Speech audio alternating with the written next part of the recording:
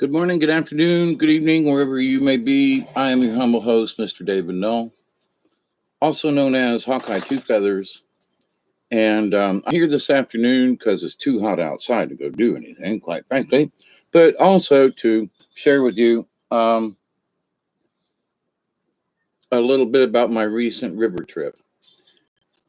And I greet you always with the love and the honor of the infinite creator. And I continue to pray that each and every day, that each and every one of you will continue to learn how to accept and receive the knowledge, the healing, the wisdom, and the blessings from the universe.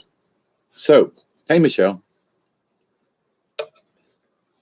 Um, I haven't been on the last couple of days. Hey, guys, how are you? Same to you. I hope everyone is doing well. I didn't do any videos over the weekend because I got took to the river on Saturday afternoon. My friend Rob came by and said, "Hey, what you doing?" And I was like, "Well, you know."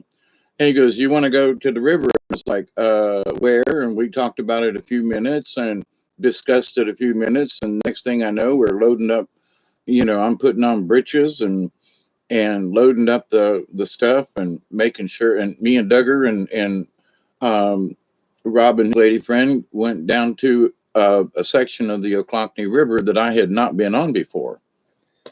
And the river is a little over 3 feet, and it's already dropped to 2 feet since Saturday. And the water was dropping while we were there. And so, I desperately needed, to be around some water, and it was really great to be down on the river, especially in a new area and a new section. Hey, Ian, how are you? So, just taking it easy, had to hack our way through several places because the river was low and downed trees. The Oclockney is just, renowned for downed trees all the way across the river. And some of them are, you know, aren't very big and they're, and some of them are huge. You have to duck under. And if the water had been up too much higher, there were several places where we wouldn't have been able to get through at all. So the height of the river definitely makes a difference down there. But I want to tell you that it was a beautiful trip, and I was taking pictures, and then I had my camera in my shirt pocket, and Spirit told me to take the damn thing. Well, he said, take the shirt out, take the camera out of the shirt, it's gonna fall. And I was like, no, I'll be okay. It fell right out of my shirt pocket just to spite me. And I scooped it right up, and I'm afraid to turn it on because it was wet. And so I was taking pictures, and then I dropped the dang camera. Hey, Jody, how are you?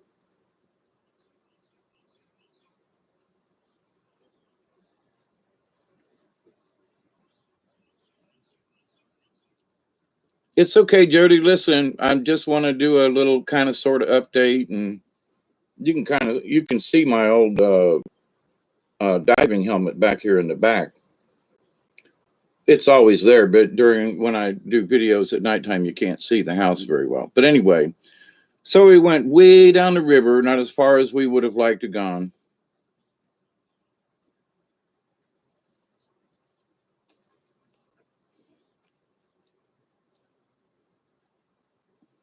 Did I say hi to you, Ian? I hope so, Gaza. And anybody else hanging out in the background? It's all right. We love you. But anyway, so I'm just looking at nature and watching, and because it's a new section of the river, I'm checking on wildlife and so forth. And in a couple of places that we got out, there were deer tracks all along there. Hey, Richard, I'm doing is I'm doing. The reason I have not been this couple of days is because when I went to the river, we got back.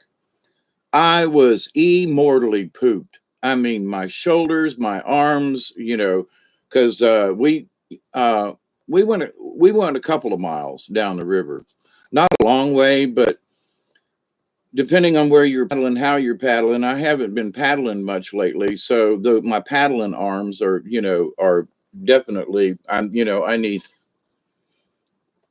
I need exercise, so I've been doing push-ups over there in my chair, But my shoulders are sore, let me tell you.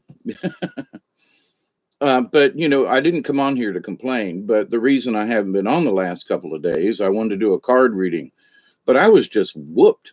I mean, man, a good kind of whooped, you know, from being down on the river and paddling. And oh, and Duggar did great. Let me tell you, he's down here on the floor and with his nose in one of his stuffed toys. He loves doing the thing. But anyway, so, but on the way down, my friends wanted to keep going, and I was like, I knew where we were on the river enough to know, and with it getting late and as many trees as we had encountered, that we were going to have to get out, pull the kayaks over, get back in, and I quite frankly, I'm not as young as I used to be. So by the time we got down the river a good ways and had jumped over a couple of logs and got out a few times, um, that I wasn't going to be able to jump over a bunch of logs on going down to the next bridge, which was sort of our intention. But I convinced him. I said, "Listen,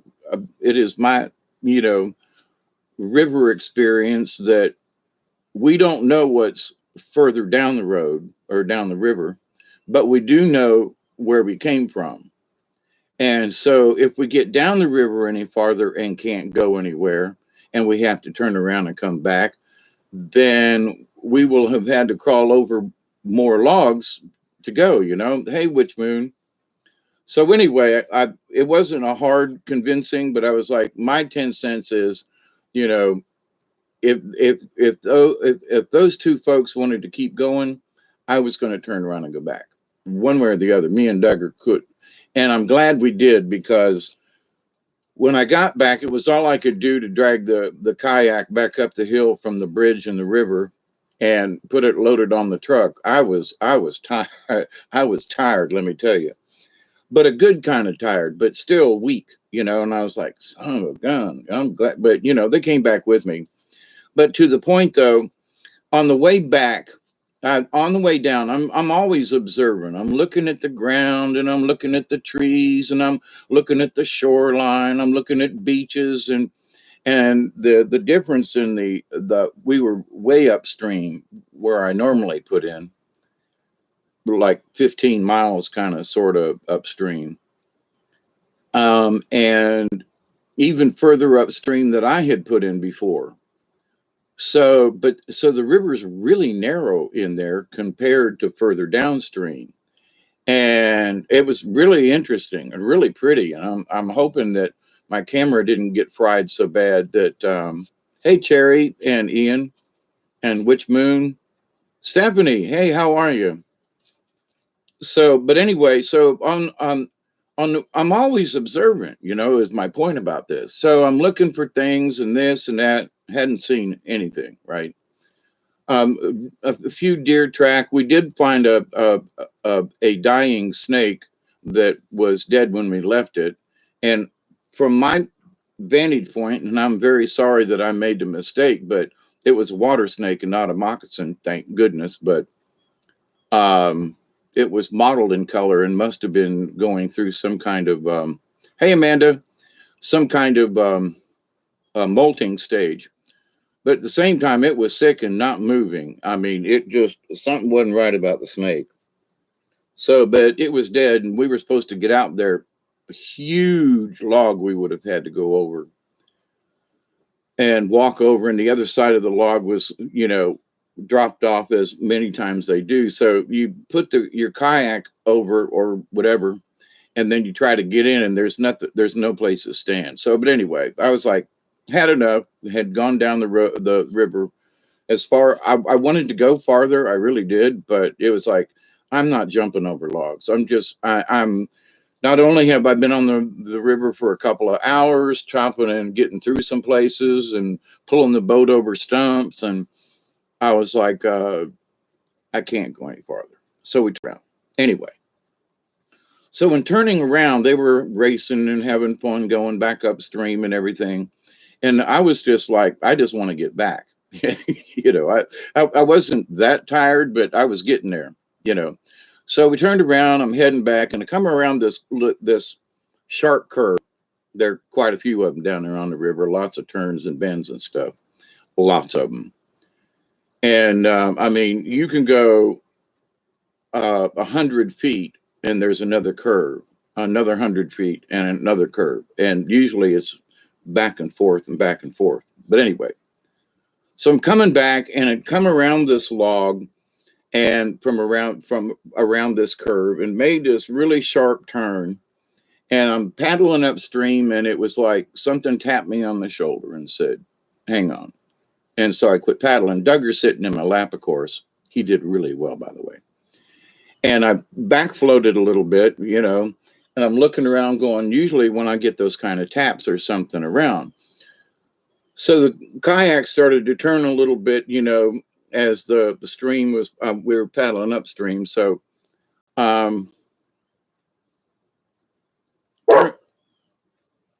there's nothing there.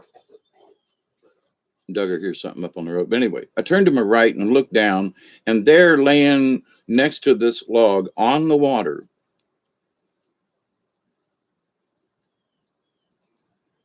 it's a great blue heron feather.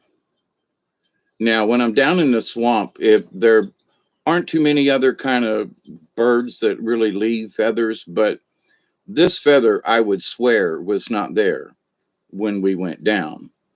And it was very close to where we turned around. So, and there wasn't any water on it. I mean, it was just lying perfectly. And I was like, turned around and looked. It was one of those events where you had to trust. So I've known this little tap on the shoulder kind of deal and turned around. And here's this really nice, I mean, fresh blue heron feather laying there next to this, this log, and the water's running under it, and it's just lying there. So, but anyway, so I put it in my pocket, and I'm thinking to myself, is spirit looking out? When I'm down on the river, I didn't do any particular staging or anything like that. I just was there and was grateful and said thank you to the universe and to everything around it. No, it's not an angel feather, but here's the thing, Cherry. I look at them as angel feathers in that the universe not only leaves presents, a nice gift, if you will, or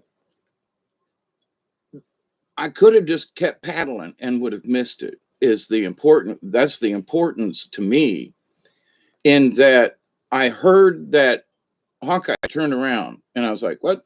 Quit paddling. Okay, where? What am I missing? And here was this feather. So I missed 420. So and so many of you are here. Hey, Susie Q, Richard. There are always signs, Richard. Here's a late 420, everybody.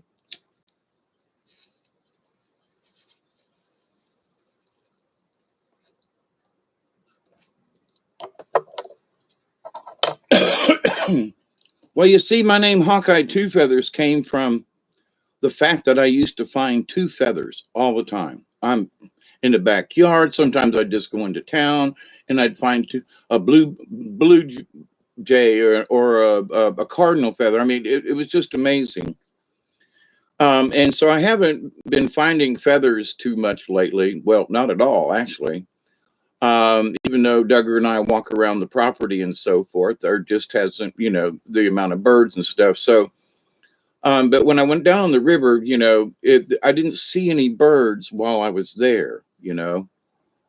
So the interesting thing about where we turned around and on the way back, I mean, really close to where we turned around. Okay. I mean, it was like, so had we gone further down, I would have missed this. Had it gotten any darker, had we gone down further and had to come back, it would have been darker and harder to see this. I would have been more tired too.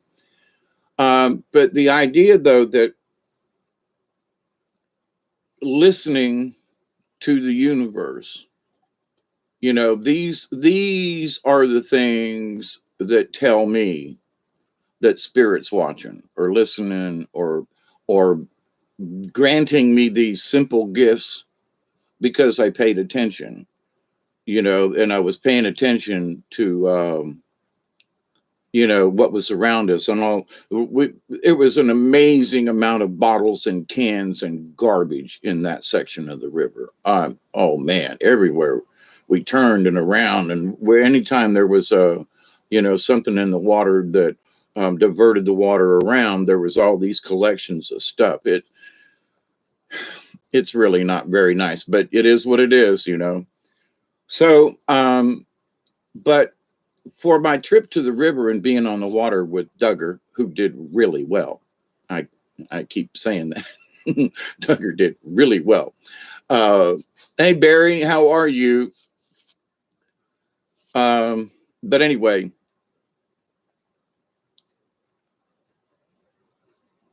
I don't expect gifts. I look out for them, but on this trip, it was on Saturday. So the trip on Saturday, I wasn't focused on like finding gifts. Okay, my focus was to be on a new section of the river and to paddle with Duggar, and it's really difficult with him in sitting in my lap. It just is. But we made it. We made it. There were times when I had to argue with him to sit down because his butt was in my face, and I'm trying to paddle through a serious section that might be 20 feet long, but the water was coming through these little narrows, and you had to paddle. It wasn't like you could just sit there. You had to paddle. Anyway. And of course, he's got his butt right in my face, and I'm trying to get through, really narrow narrows, just barely wide enough for the kayak to get through, and rushing waters and a tree on either side, and the water's pouring through this little chute, right? And you can't get around it. You got to go. That's where you came from, and that's where you got to go to. So, but anyway, other than having Duggar's butt in my face too many times when it was really important, then I'd get on the other side of these little treacherous spots, and he'd sit down, and I'd go, "Now you sit down, where it's nice and calm and easy to paddle." But I love you, Duggar. But anyway, he did a really good job. We had to get out a couple of times. He got out, didn't run away. The one time he started to drift a little further. From me in the kayak, I didn't have a rope on him or anything because I wanted to test this out.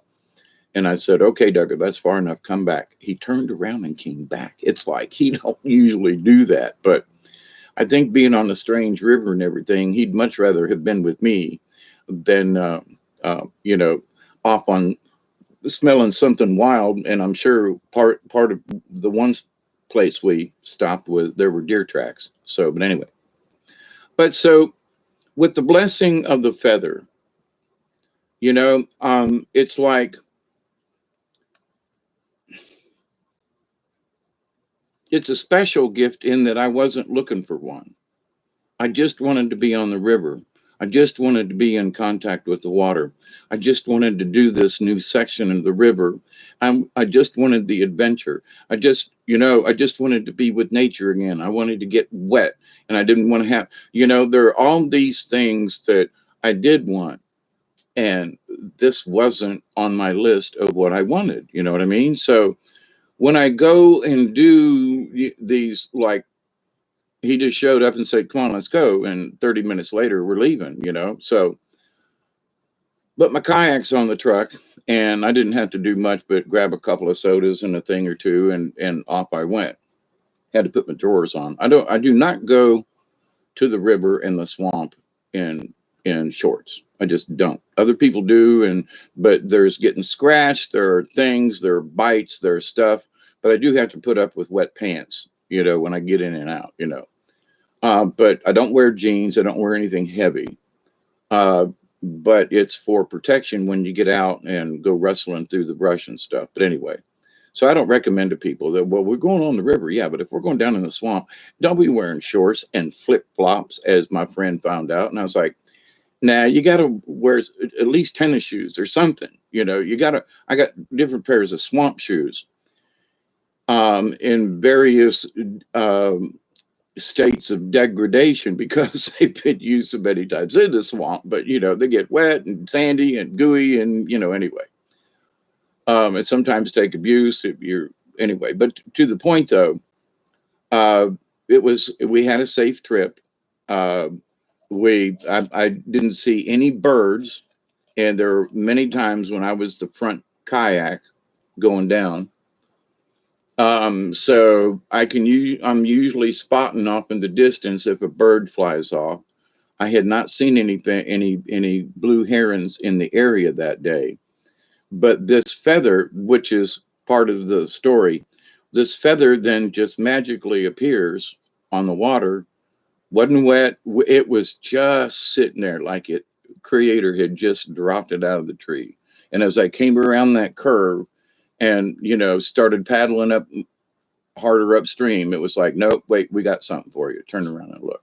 So I just wanted to share this experience with you. It is always um, special, especially when you're down, a couple of miles down in the swamp where most folks don't go. I mean, there are several areas of the river where people do go and kayak and stuff. This ain't one of them because it's so far upstream. And not a lot of people know where this concrete bridge is on a dirt road. And I'd forgotten about it. But, Rob lives in the area and he's like, we go to the painted bridge. And I was like, painted bridge? And then when I got there, I was like, oh, I forgot about this bridge. Had I known, me and Duggar would have been there long before now. And it's a lot closer too. But there are a lot of obstructions.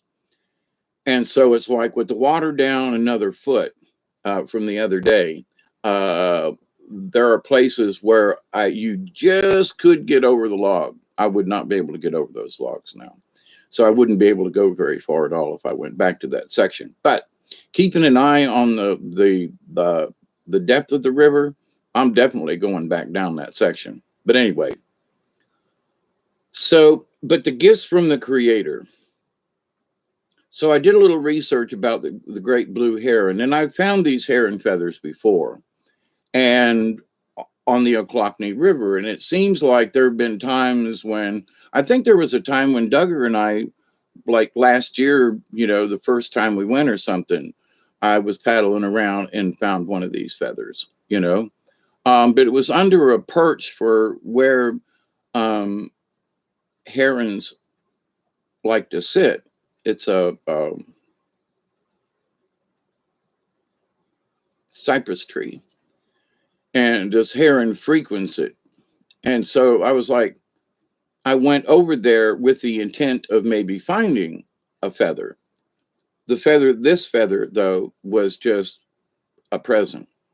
And what does that mean in, hey, Tamara?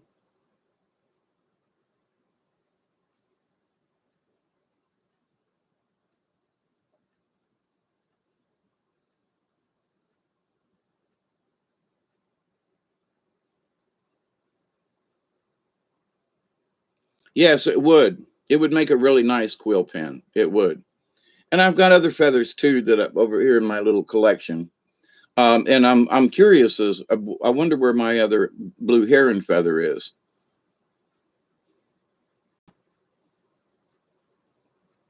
So, but the fact that, well, it's my paying attention, and that somehow, however you want to look at it, there was a feather. I find it special because I went by there like 30 minutes before and it wasn't there. And I'm glad we turned around because, I wouldn't have found it. And I'm glad I listened when they tapped me on the shoulder. So it is further evidence for me that when you listen, you pay attention, how do I put this?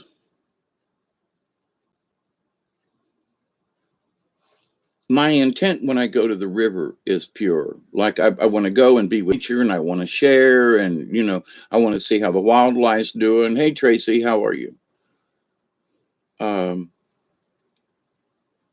so to have I was kind of sort of hadn't found anything on the way down, wasn't expecting anything. I was just thankful for the trip. So it tells me that my connection with the spirits, with Creator, with whatever, is still good. You know, how strong? Well, I heard turn around pretty easy, and there was this feather, and so after I got it, I was like, you know, that is so cool because I do not expect to find gifts. You know what I mean?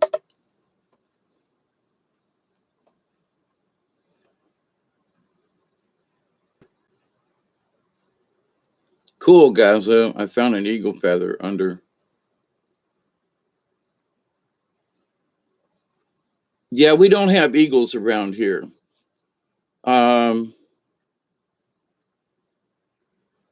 Great day is my birthday. It's your birthday?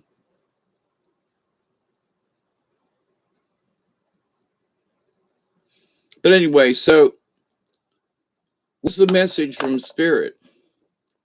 I think it was just a thank you because I was kind of looking around and, you know, that I put forth the effort with me and my dog to go down a new section of the river, that I put forth the effort.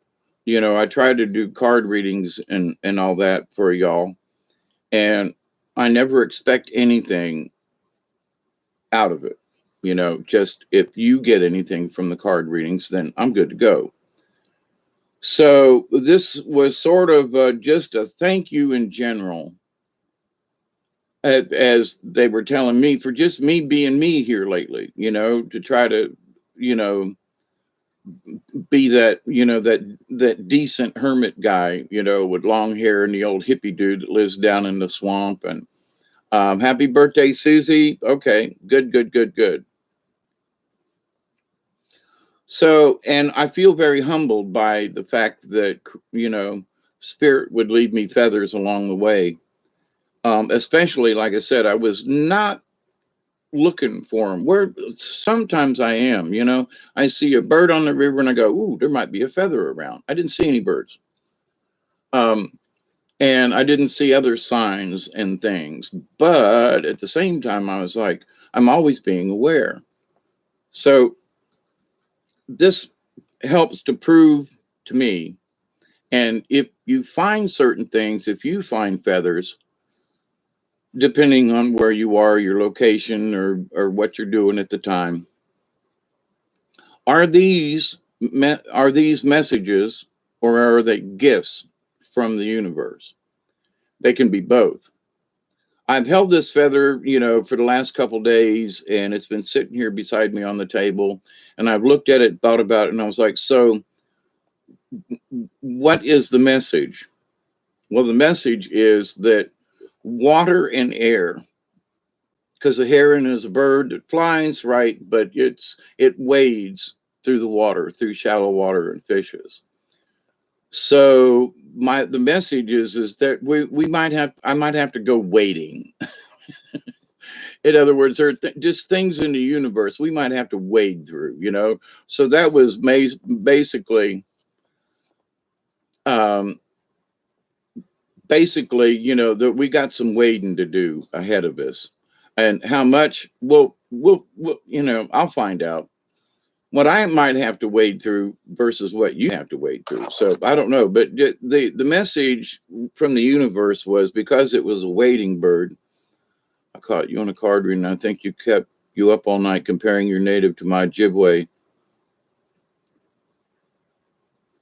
Oh, tomorrow, that's you, Ojibwe? Okay. I knew somebody was from up there. But so anyway, so I wasn't going to stay on here long this afternoon. I wanted to do a greetings and hoping everybody's okay. And a couple of folks were like, we haven't seen you in a couple of days. And I was like, well, I've been seriously recovering from that river trip. Sunday was just like, man, I was sore. And yesterday I started exercising, and me and Duggar took a couple of walks and trying to get my head back on right and everything. But it was a good trip. And I will say this about the running water.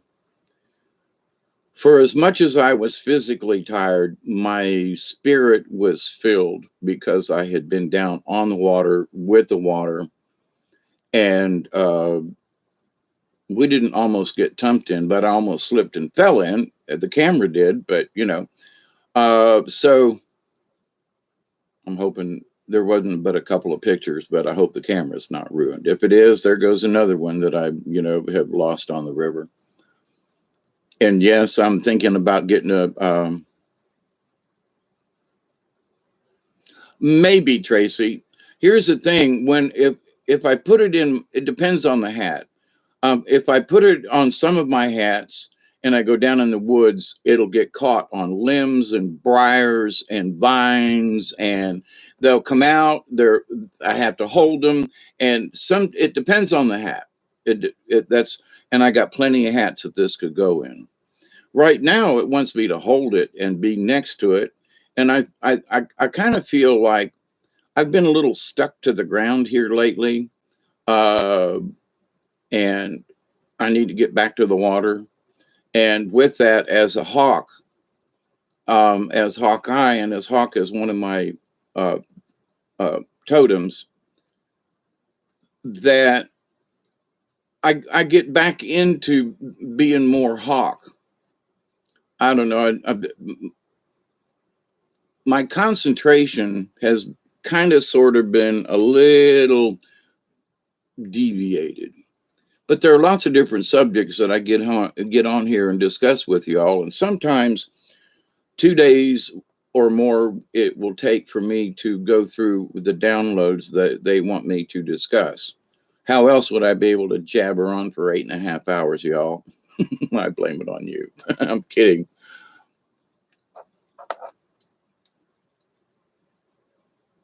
Camera, yes, Susie, I know. Yeah, it would be good for a dream catcher as well. Yep.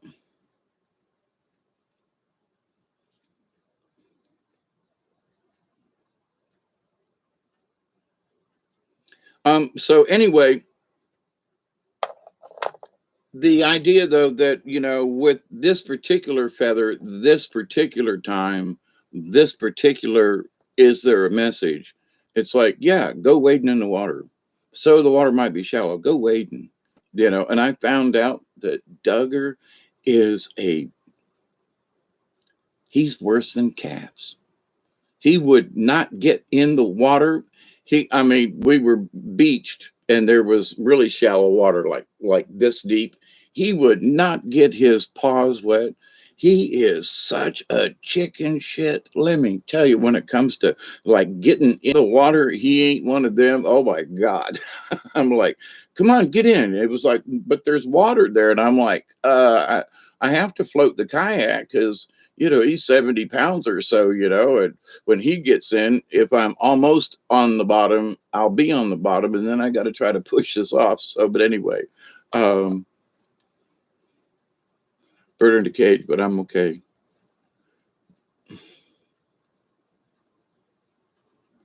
They forced me to wear a mask today for the first time after all this time. They're still doing that.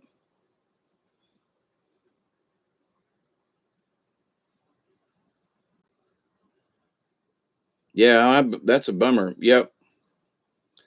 And some people are still being crazy about that nonsense. But anyway, so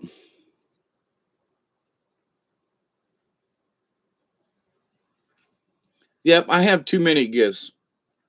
I realize that some of my gifts, I have too many gifts, and because I've been here for 68 years and I've collected a bunch, so I say that, and that it's too many gifts in that, you know, um, every chance I get, I try to pass along a gift if I can. So, but anyway, I just wear it when I hardly ever go out. Oh, that's right. You're up around Windsor. That's right. I remember. Amanda, how are you? My cats love water. It took a while to stop jumping into the bathroom. I can't get Duggar near the water hardly, except maybe to get a drink. But he was, he'll run in mud and stuff. And in the backyard, he runs through the water. And I don't know if it's because it's a different place we've never been to before, but he don't. I mean, we were really, it wasn't like there was any deep water around. You would have had to wade out to the middle, and it still would have only been up to about your waist. So it wasn't drowning conditions by any stretch, but he just wasn't having any of it. So I'm going to have to see if we can't, fix that part. Uh,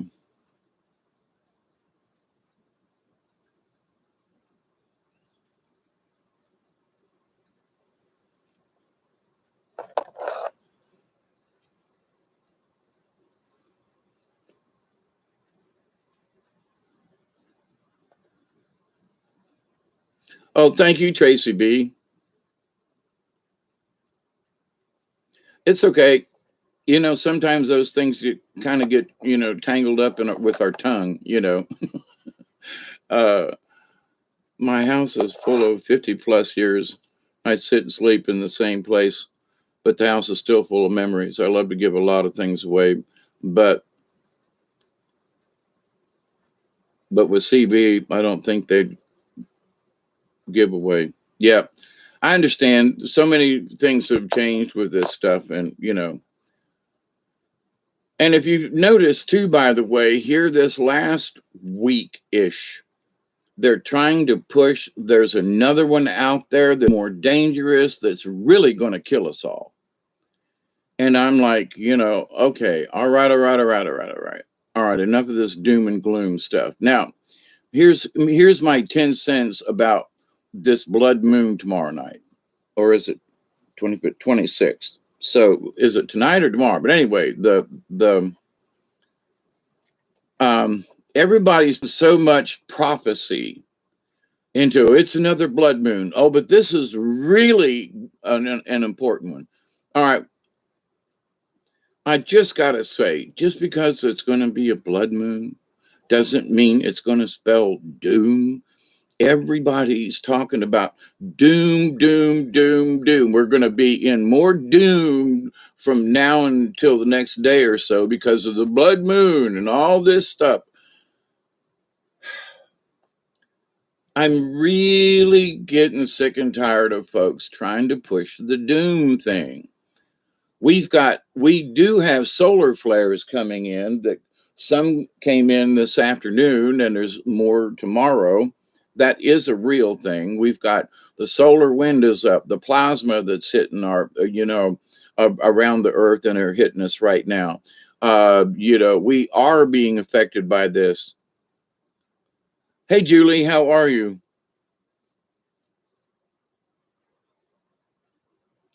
Cook me some breakfast. I want scrambled eggs. Never mind. I'm kidding. I have bags full of stuffed animals worth hundreds. Uh, yeah,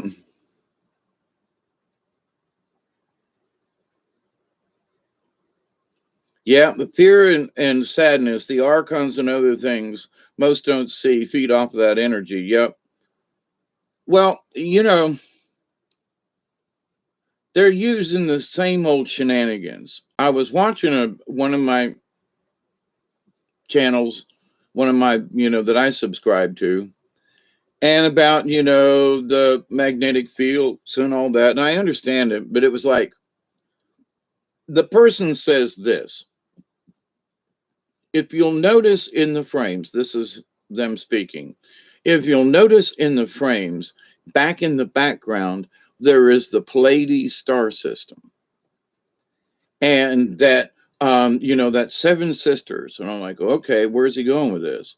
And then he says, and because of that, was a conjunction with Pleiades and the sun because it looked like it was lining up. Now, ladies and gentlemen, let me tell you something.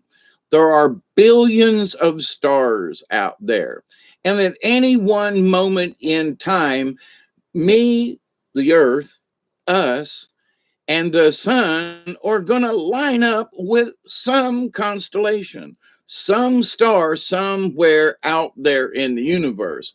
Oh, well, it was connected Pleiades. It's a gabillion miles away. The effects of the star cluster Pleiades, I'm like,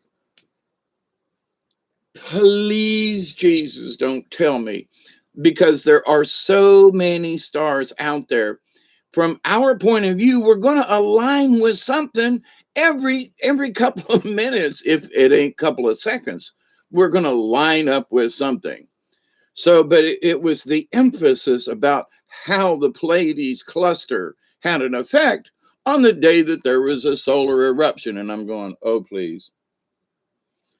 Okay. Now, I do believe that there are magnetic lines and stuff like that. The idea is we're always aligning with something. So this alignment, we're aligning up with this and we're aligning up with that. We're lining up with stuff all the time. From our point of view and how we're moving and the background of the stars and the sun, we're lining up with stuff all the time. Okay. This ain't nothing new, but it is part of the fear thing. Well, it's enough we have solar flares, but now they want to use, oh, there's a star cluster. That had something to do with it too. Okay. Slightly, yes, maybe, but there are lots of things that are a lot closer than the Pleiades star cluster. I'm just saying. I I cringed when I heard this person say this. And I was like, "Oh, please don't even go there. Oh, we're always lining up with stuff." So this idea, well, there's this alignment. We're going to line up with that. We're always lining up with something, okay? Some can affect us more than others, but always, oh, well, we're lining up with Scorpio. Okay, the moon's in Scorpio. Okay, Scorpius, all right, not a problem. I understand that. Is there energy that comes from it? Probably. But the amount of influence that some people claim that it has, does it have an effect? I think so. But there are some folks that just oversell it, is my point. Oh, but the Pleiades cluster, that was what? No, it wasn't. No, sorry. That was a coincidence, I would bet, but I do not believe the Pleiades cluster, billions of millions, however far away they are, really have that much effect on our on the sun. There's a lot closer things in that affect it, is my point. Okay. So anyway, um, conjunction junction, what's your function? Thank you, Tracy B. Our people took the moons as a gift from Creator. Yep. Made it home. Good, Barry, from wherever you were. And I'm not saying that these alignments don't occur. I'm saying that folks they oversell it. That's what kind of has my hackles up a little bit. Especially, well, it's a blood moon, and now there's Pleiades, and now there's this alignment. Okay. So this is Tuesday, right? Tomorrow's supposed to be the full moon, the blood moon, all the doom, the blood moon doom, some more. And so on Thursday, I will wake up and look around and go, okay, was there any doom and gloom? Now, there are synchronicities. There was a big train crash in Malaysia. There are, volcanoes going off all over the place, the Congo and Italy again. Hawaii's having tremors again. So are things being wiggled and shaken? Yes. And there's even one or was it two channels that are actually talking about how the earth has tilted more on its axis. Now, I've been talking about the wobble for years now, but now there's scientific proof. All you got to do is look out your freaking window. A week ago, the moon was straight overhead. Now it's out this window. Okay. So it's moved from straight overhead to this position. Figure out the angle. It's more than 10 degrees. It's more than 15 degrees, probably more like 20. So it's been moving at a rate of about 5 degrees a day ish. And so I went outside last night expecting to look east, and there's the moon down over in the southeast. And I'm like, what the hell? Anyway, are we wobbling? Of course we are. You can watch the star patterns. Now, 2 nights ago, it might have been Saturday night after I got home and I was tired and walked outside, me and Duggar to do our business, and looking up at the sky, and the moon was really bright. And I mean, it was 2 days or 3 days before full, so it was bright. But the whole sky, the I couldn't see any stars through the brightness of the moon, which was interesting because it was setting towards the west, and I'm looking up, and the whole atmosphere was lit up, okay, from the moon. And it was brighter 2 days ago. Last night when I went out, I was like, well, it's almost full. The atmosphere was bright and the sky was, but I could still see stars through the brightness of the moon, not easily. But one day later, it was less brighter than the day before from the moon. I'm just saying it was a strange observation. But anyway, so what y'all talking about? I see trouble on the way. That's the earthquakes and lightning. Tecumseh's brother knew about a moon covering, which made him a prophet in 1812. Red Elk has more relevance, in my opinion. Yeah, Red Elk, yeah, the Hopi, yeah. Cherry, I've noticed each time seeing the sun come up in a different place, yeah.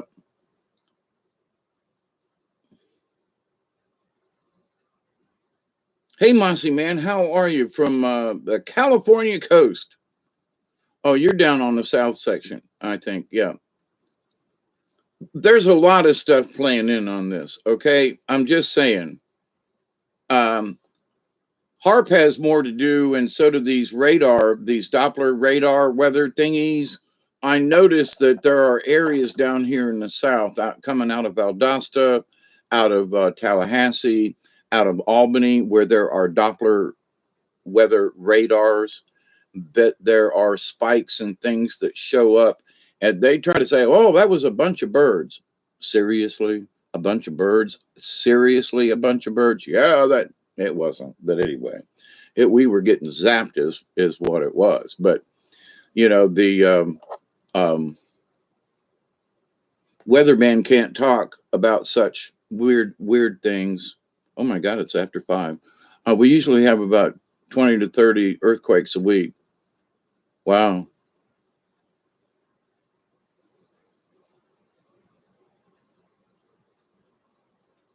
Yeah, we got lots of events going on. Yep.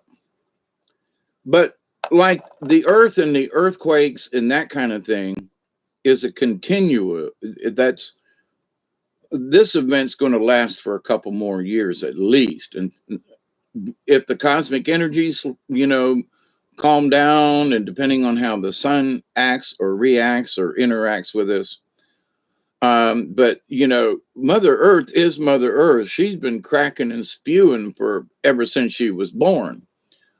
So that's just a fact we just have to live with. It's been quiet in places, but I remember growing up back in the 60s, the Anchorage earthquake, and there was some. What about the earthquake? Was it Los Angeles, San Francisco? Anyway, back in the 70s or 80s, whenever that, there were whole things that dropped. But anyway, so we've had these events. We're going to have these events. But the idea that we have to live in fear of these events, and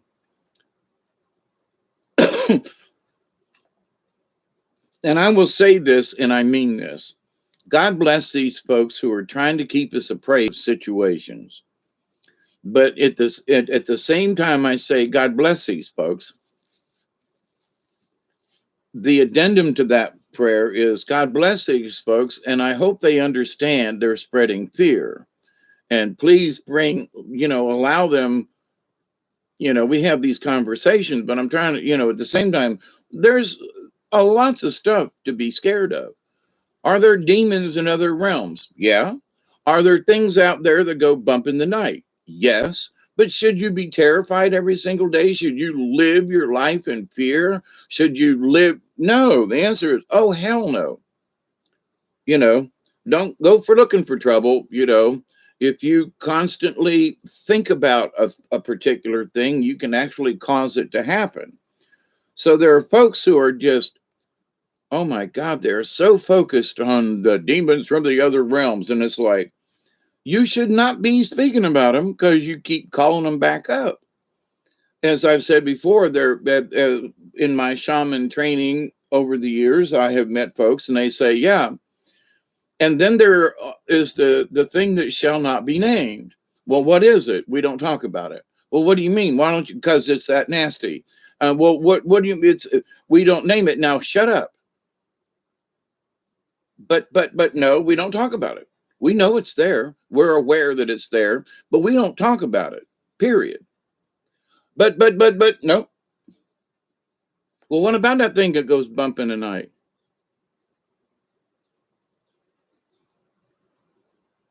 Yeah, however it's going to work out there. Hey, Delaney, stop feeding them things. Thank you, thank you, thank you, Miss Pearl. Thank you. Um,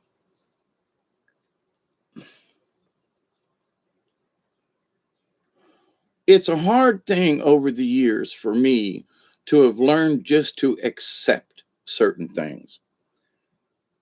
We live on planet Earth. Yep, accept it. Planet Earth has a tendency to have a volatile nature.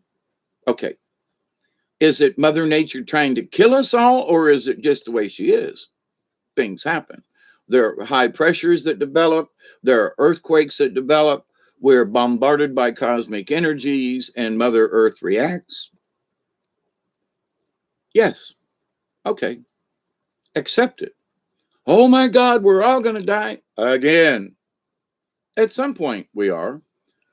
But why try to wish it upon yourself? I've spent a bunch of years going, I'm going to die. Nobody's going to know if I'm dead. I'm going to be laying down here in the house and my dog is going to eat me, and I mean, just stuff, right? And so it could still happen, but but to the point of I'm not afraid of it anymore. So this doom and gloom and everything, with feathers from the universe, it's like, be positive. With all my hard work of paddling down the river and literally chopping some, we had to chop some, branches and trees out of the way to get around a tree that had fallen. Okay. So, but for your hard work, here's a feather to put in your cap, if you will. To the point that somebody asked if I was going to put it in my hat. We could not speak of that after dark. You're not supposed to speak of it at all. But anyway, my partner pressed and lost his favorite knife. We wanted him to quit talking about those things. Yeah, it'll happen.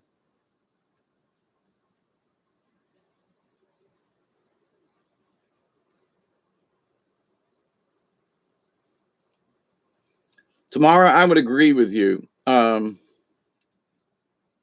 Yeah, I'm seriously thinking about going out tonight and doing some drumming. And I haven't checked as to what time actually the is it tonight or early this morning that it's going to be full moon in the thing, or is it says the 26th and it's the 25th. So, but does that mean that on the 26th after midnight it's going to, or anyway, um,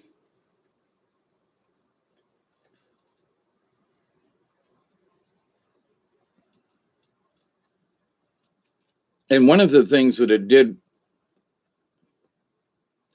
well, it'll just be me, a drumming circle.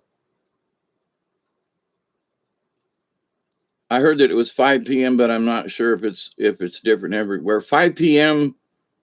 tomorrow or anyway, after midnight. Yep.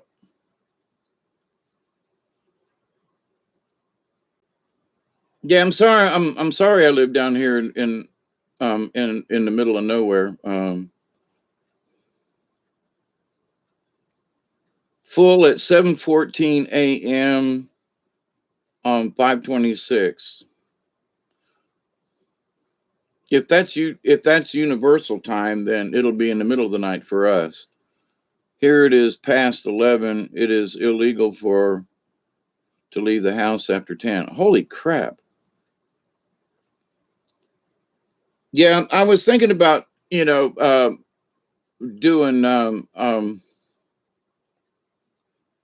taking the this thing out there and setting it up on a table. So I could be around, and this thing's only good for a little over an hour, but an hour of drumming should be enough.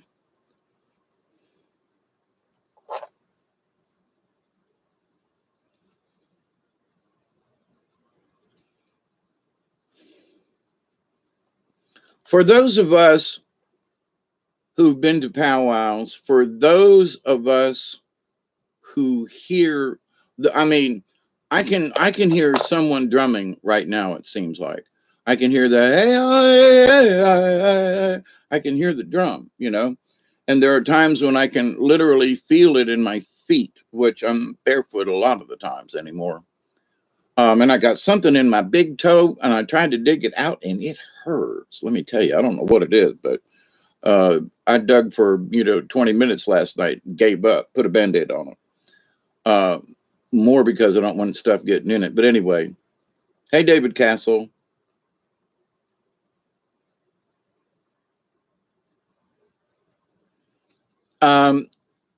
So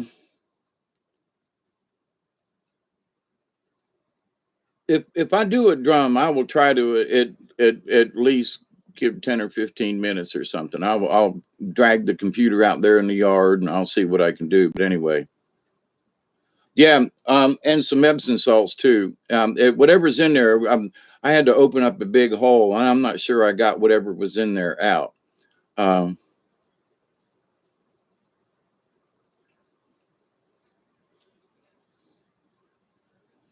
I have my son's drum.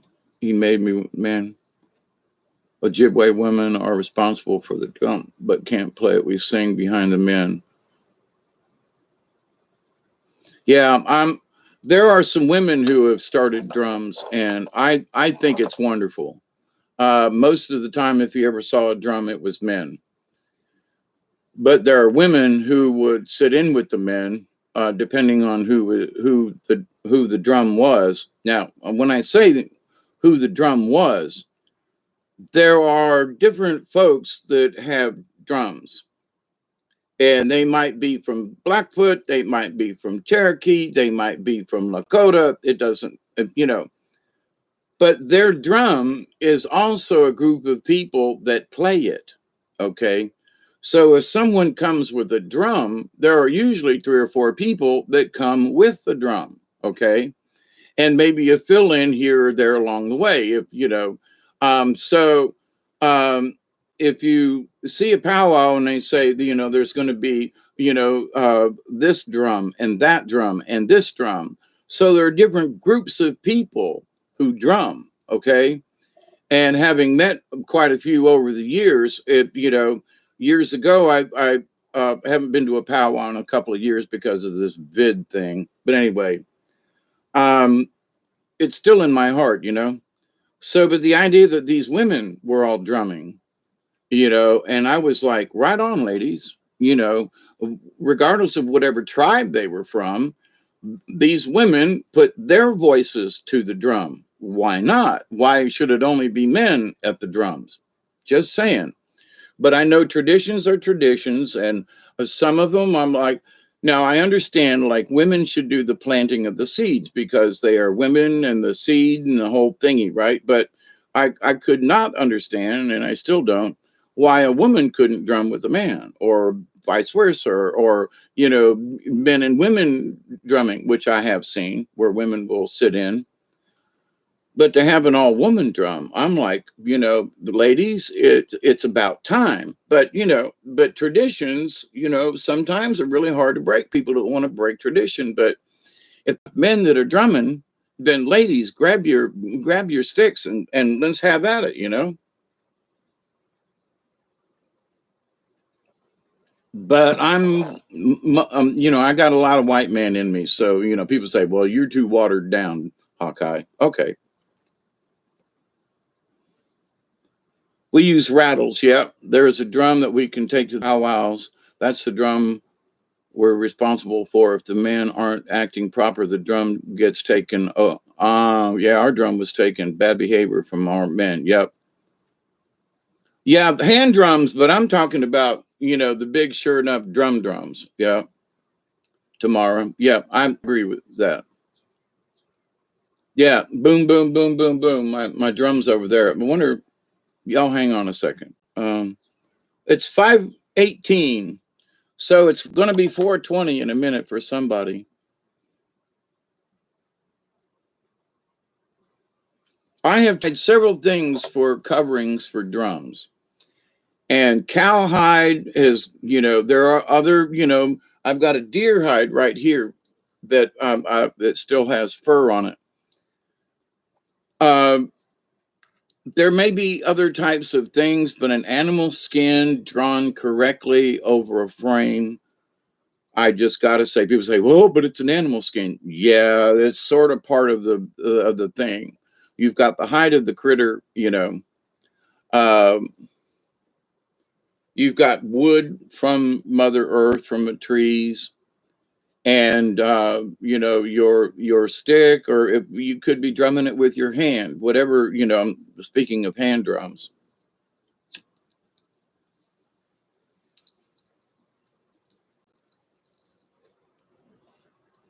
But I think that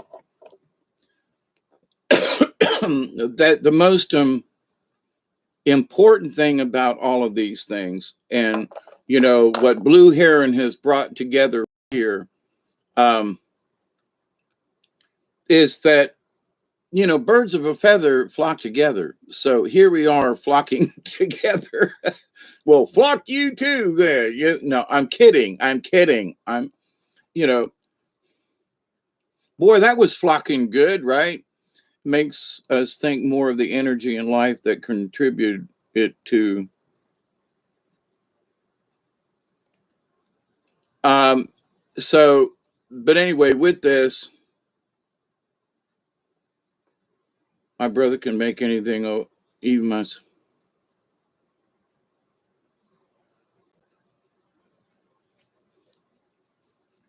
I've tried making using canvas with treated with different things, and if it's not too big a drum, it will work. But it's not quite as good as as much as I would, say. Ooh, and I've looked for other types of material to use for a drum head. And if you take canvas, a thick canvas, I mean a good thick canvas, not one that's treated with wax or anything, because you want to treat it after you get it. But you stretch that puppy as tight as you can, and then you use Elmer's glue. I know, sounds crazy, but it's a natural, just regular white glue, okay? And you could use a flour paste kind of thing, but you want to soak the cloth in that, and that will, because they use that in theater to build flats with the backgrounds. Okay. And there are different varieties of stuff. And I've learned that about a 50-50 water glue mix for a backdrop, for making flats, as they call them in the theater business. Um, in that you want them as tight as possible so you can paint them and whatever. Uh, so you can see a poorly done stretch job because the wall will appear saggy in places if you go to a local theater. So anyway, I've restretched enough frames over the years. So I got the idea that by stretching these frames with heavy duty canvas and then pasting over them, they literally sounded like a drum head. So I made one years ago, and it fell apart, but probably mostly because of me. Um, a a woven canvas meets glue is an animal product. Yeah, skin is meant to make a special frequency. Only skin can make them special beats. I agree with you, Delaney. But to the point, though,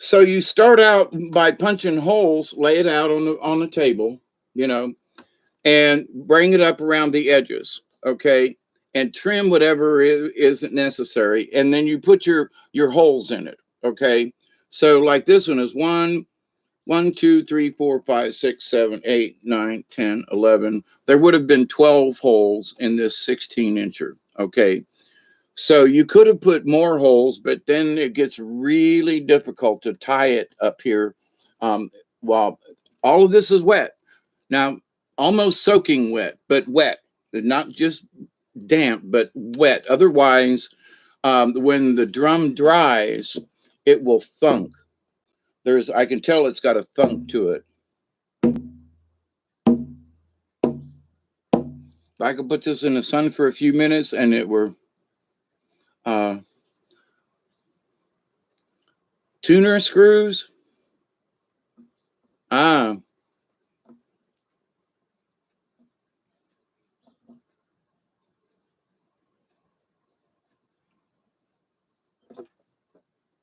Arkansas, huh? Y'all get together in Arkansas. Anyway, but so this is the basic construction, and it's made of separate pieces in there that's glued in a frame and then rounded off to give it that.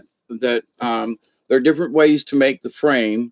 Um, but anyway, my I spent several weeks with a friend of mine up in North Carolina.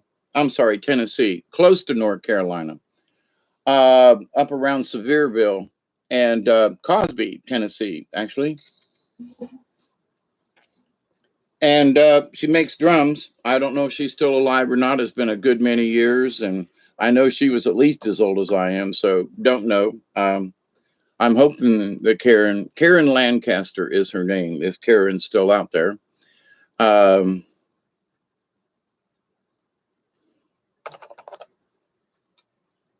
I saw an Irish man do reels with similar drum. Dum da da. Yeah. Then sing his poem. Yep. All the little boys made them at ceremonies on. Hey, Conscious Evolution, how are you?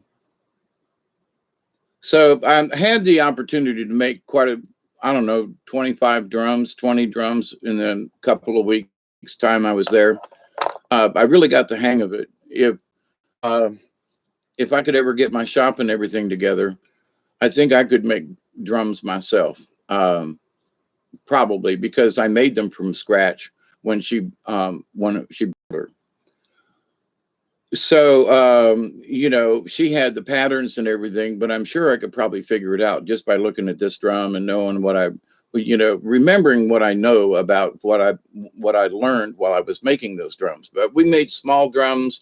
We made 12-inch ones. We made 16 inches, and I think there was a 20-inch drum, but they were really tough to string, because the bigger the drum you get, you got to do a lot of pulling and tightening and pulling while you're putting those threads in, and you tighten this one down, and then then you pull this in, and then you tighten this one down, and you make sure that everything gets snugged up over the edge. Otherwise, it funk all the time. Now she made this drum, and she was a little ticked off because by the fourth drum, I had figured this out. And she was like, we hung them up to dry in her shop, and she'd go by and hit them, and she'd go, I made these a week ago before she broke her arm, kind of thing, and you made these yesterday, and yours are much tighter than mine. And we'd go down and go boom, boom, boom, boom, boom, boom, boom, and see how tight each one of them are. We would just hung them up on hooks overhead right in the shop. And she got to hers and it went dunk, dunk, dunk, dunk, dunk, dunk, dunk. And she was like, I'm going to have to redo mine because, they're not tight enough. But, no offense to you women out there, but she didn't have the hand strength. And I just learned how to use leverage with my hands. I know I've always had, strong hands and arms here. Anyway, I'm a Libra. It's in the reins. So, but anyway, it is important to have the drum tight, but If your drum thunks a little bit, go put it in the sun. Or like what happened with me, we put it a little too close to the fire and, melted the daggum thing. Thank goodness it's, not damaged beyond playing. But anyway, um,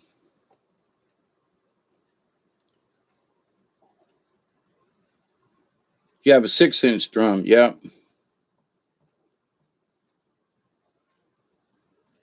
Yeah, I've got a bunch of deer antler and stuff. If I ever get back in my shop, I'm going to be doing some of the same things. One of the things that I've been wanting to do is have my own forge. Uh, well, extra prayers to you, Michelle. I was sitting here wondering whether or not I should do a video, and I'm like, well, I really would like to go outside, but it was 90s, and I'm like, me in hot weather, I got to be really careful. Uh,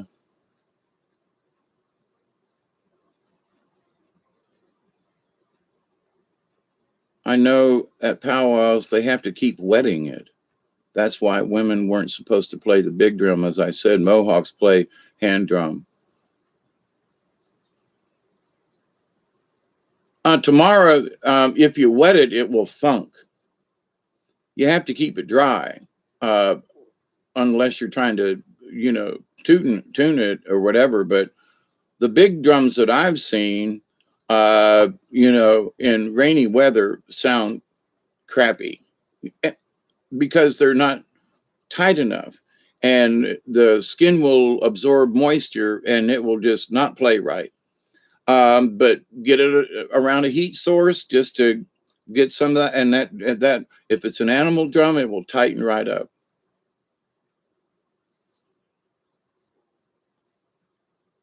Yeah, it's hot as hell out. We just got back from the Dollar General. Yep.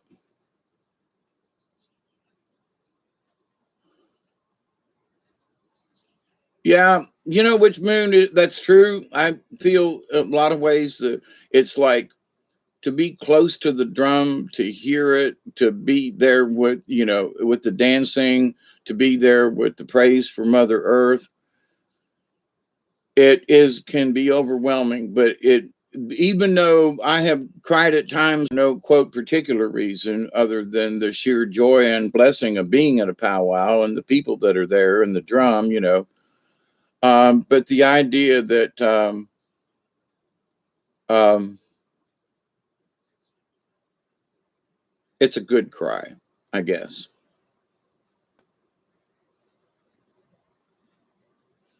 Yeah, drive it on the sacred fire.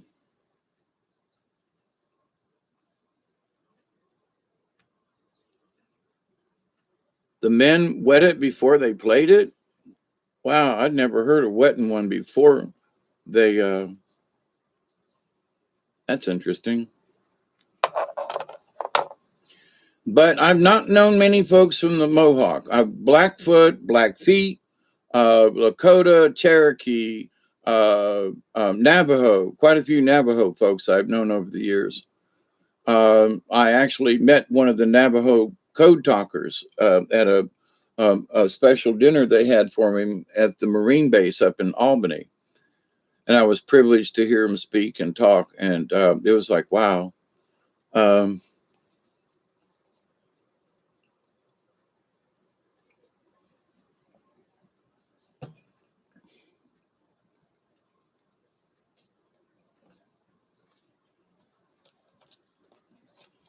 but anyway,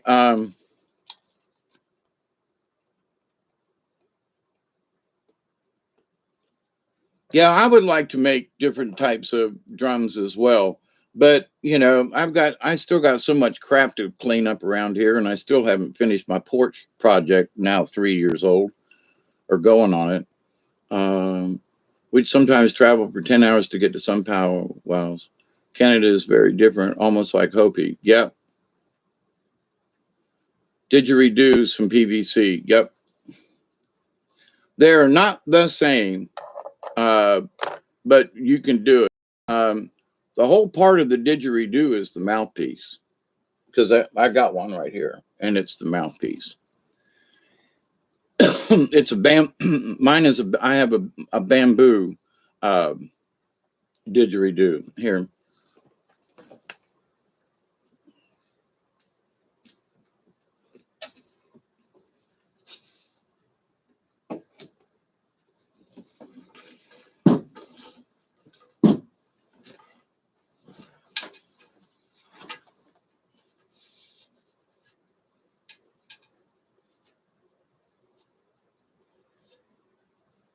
There's somebody living in it.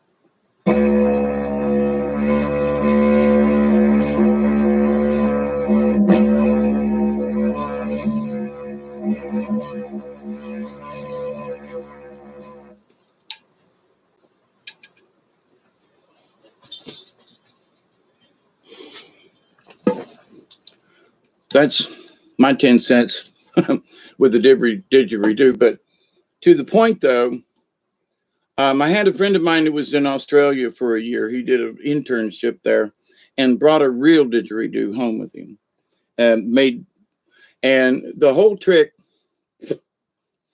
I have spider webs in my beard.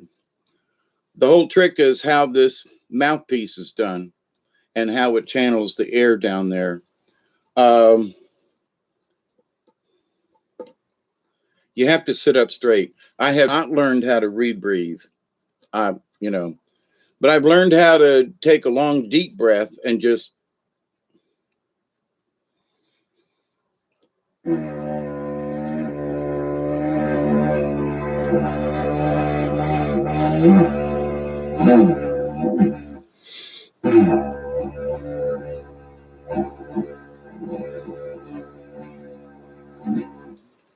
But anyway, it a breathing technique. It'll do it to you. But anyway, so I've got quite a few different kinds of musical instruments around the house. You know, guitars and things and stuff. But anyway, we're all in Native community centers and city. A few others. I love it. I have a hole in my sinus tract to my mouth and makes it almost impossible to play one of those because of pressure. Calling the Vikings. Yeah, there's a good one. You know, I don't have a horn, uh, um, an antler horn. There you go. To like, you know, call in the Vikings. But yeah, and if I can put it on the stairs and it will resonate and fill up in certain places in the house. If I put the this on the floor when I play it, it resonates with the house. It's really cool, but it's really kind of strange and a little eerie at times. You know that what? So, but anyway, so having a little conversation about you know, the feathers and the music and the drum and one of the things that I just keep being reminded, especially with like the feather incident, if you will, on the river,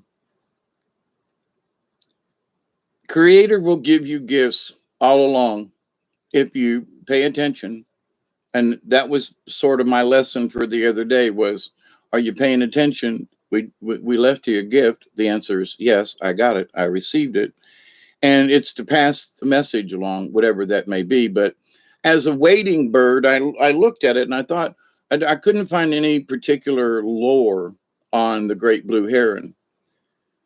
But knowing what I know and watching it in the wild down here in the swamps, I don't have any herons in the backyard. They will, there's not enough water and stuff, but they will come, but they don't stay. The Ochlockonee is different. It's just bigger all the way along, and there's much longer stretches.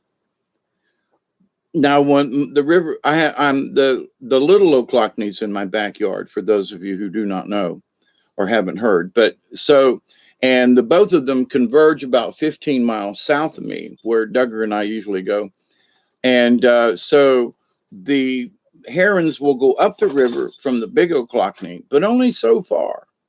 And then, then there's not enough wet land per se for them to actually feed off it. Like right now, the Ochlockonee River is at 2.5 feet.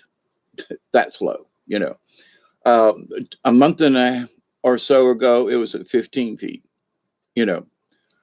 So it'd be nice if we'd get some more rain, at least to keep it from dropping any further. But there are places on the river now that we were at on Saturday. I would not be able to go today. I'd get shut down pretty quick as far as being able. But anyway, but the lesson from the feather and the being there on the river was creator's always here, no matter how high the water is or how low the water is. There's always something there, meaning outside. Now, I know there are lots of places, lots of folks that live in, uh, more densely populated areas than I do. I understand that, but I drove 7 miles to get to this bridge. 2, 3, 4, 6 miles to get to this bridge versus 15 miles to get to the other bridge downstream. So, but the differences of the river, although they're the same river, it's much more narrow at this other bridge where it's much more wider down there. I mean, it's still the same river. It's still the same kind of critters live along it. But totally different in that vegetation, for example, certain things, it's more shaded, the river's narrower. I mean, it was just a different climate for local plants and things. Where further downstream, it's wider and more broad, and the swampy areas, where this is contained within banks, Anyway, it was interesting for me to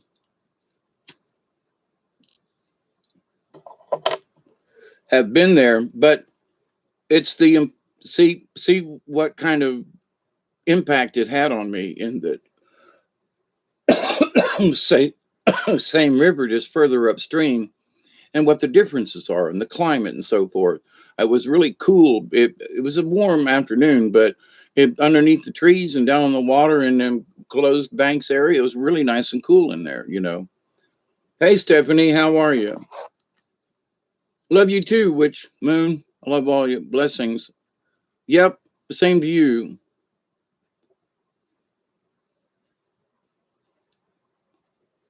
Leif Erikson. Yeah, there you go.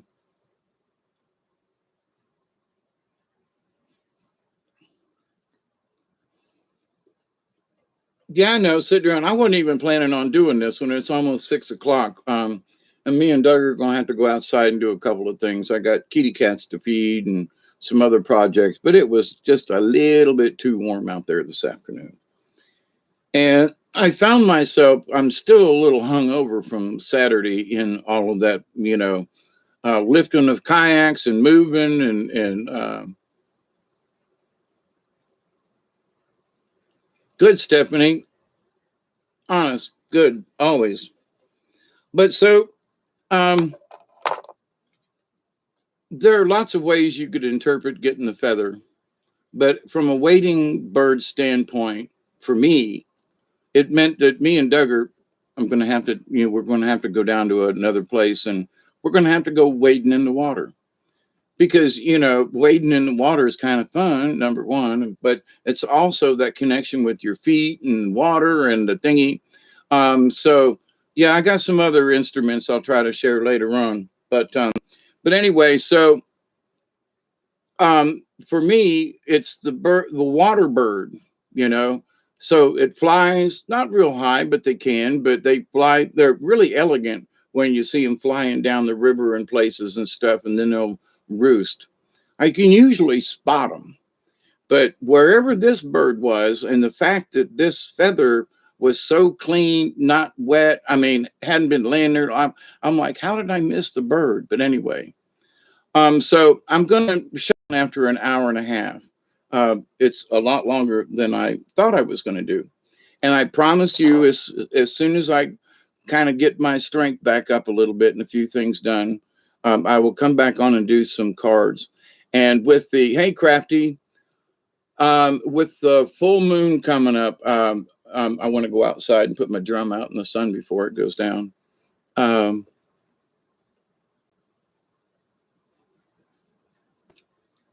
that the last few full moons, I have not felt inclined to drum, and not quite sure why, but just like didn't want to participate. And I think it's because there are, this is May, almost June, but there are things I think with spring and stuff and the last full moon. I think some of these times there are other parties, folkses, entities, whatever, that use full moon as a not for the good side. We'll just leave it at that, okay?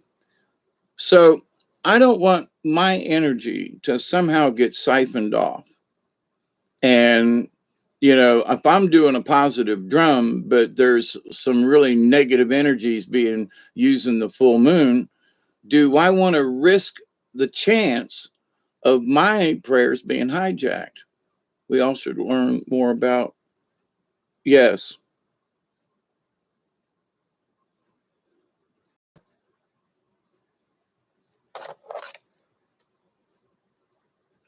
it's okay, Michelle.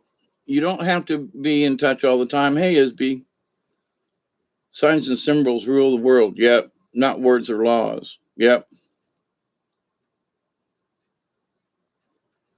Flying along the Ohio River at a, yeah, they're really cool. Yeah, when they go through the swamp and the trees and the way they do the winged thing, and really interesting.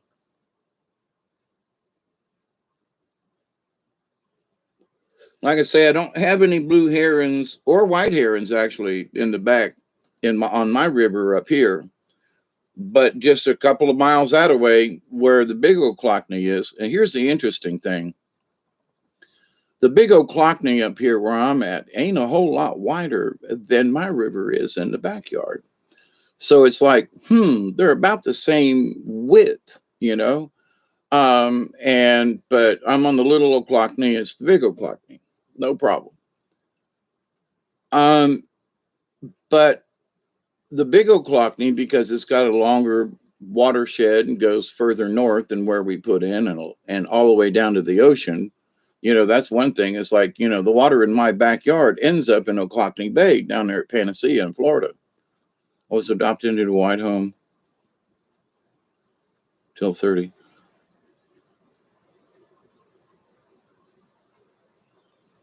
Yeah, 200 years back. I agree with you, tomorrow.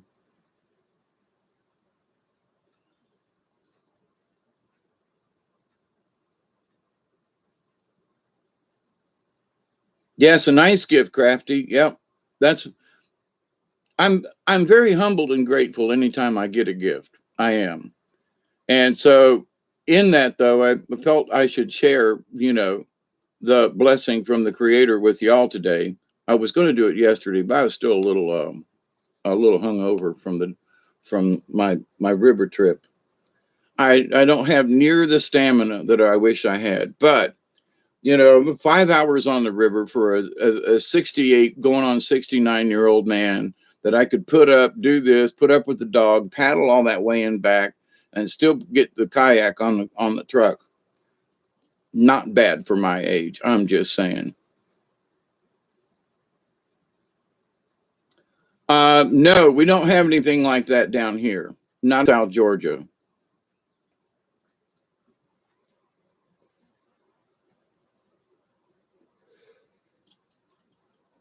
as much as I would like to put in and go back down to the river where we were, I know that there's not enough water. So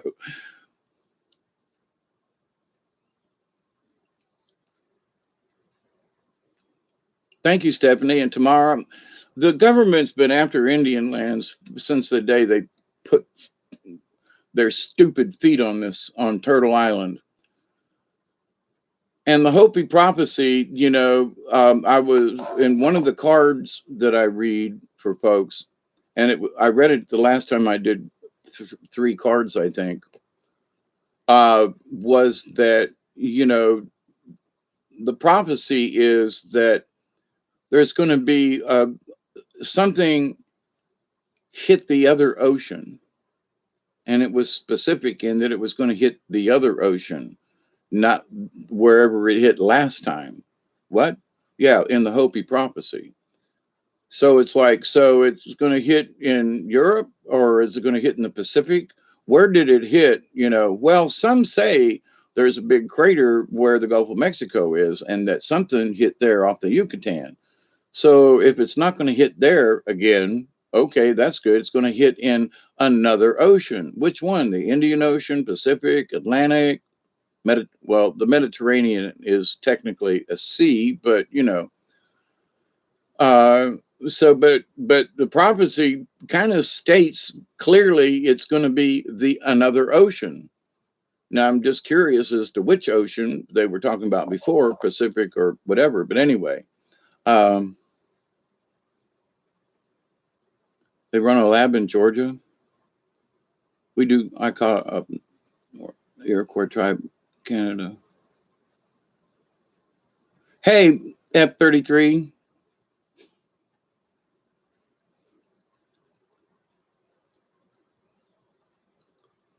We got part of a huge lawsuit in Canada called 60 Scoop. It's supposed to shake the earth 3 times.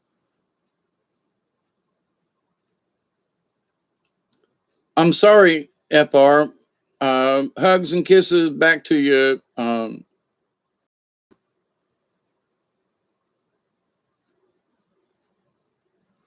As well as in the Philippines, right, Crafty?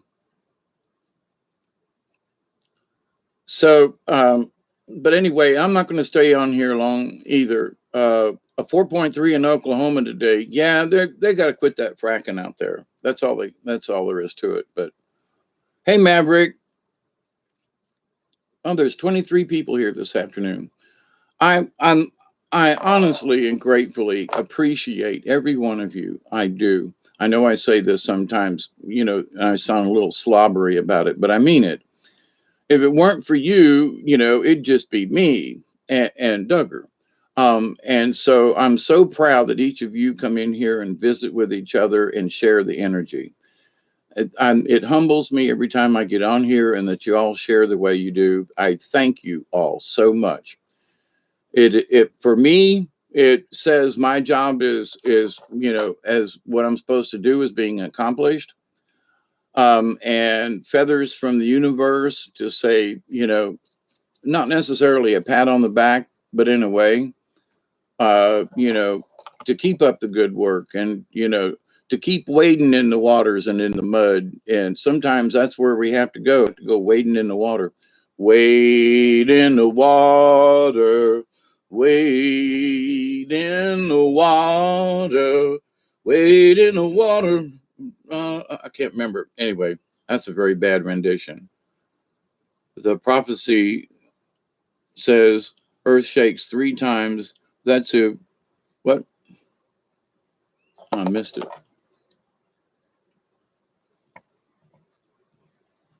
I know you do. Thank you very much. It humbles me for every compliment that you give me. That's if humans don't stop hurting. Uh, thank you, Susie Q.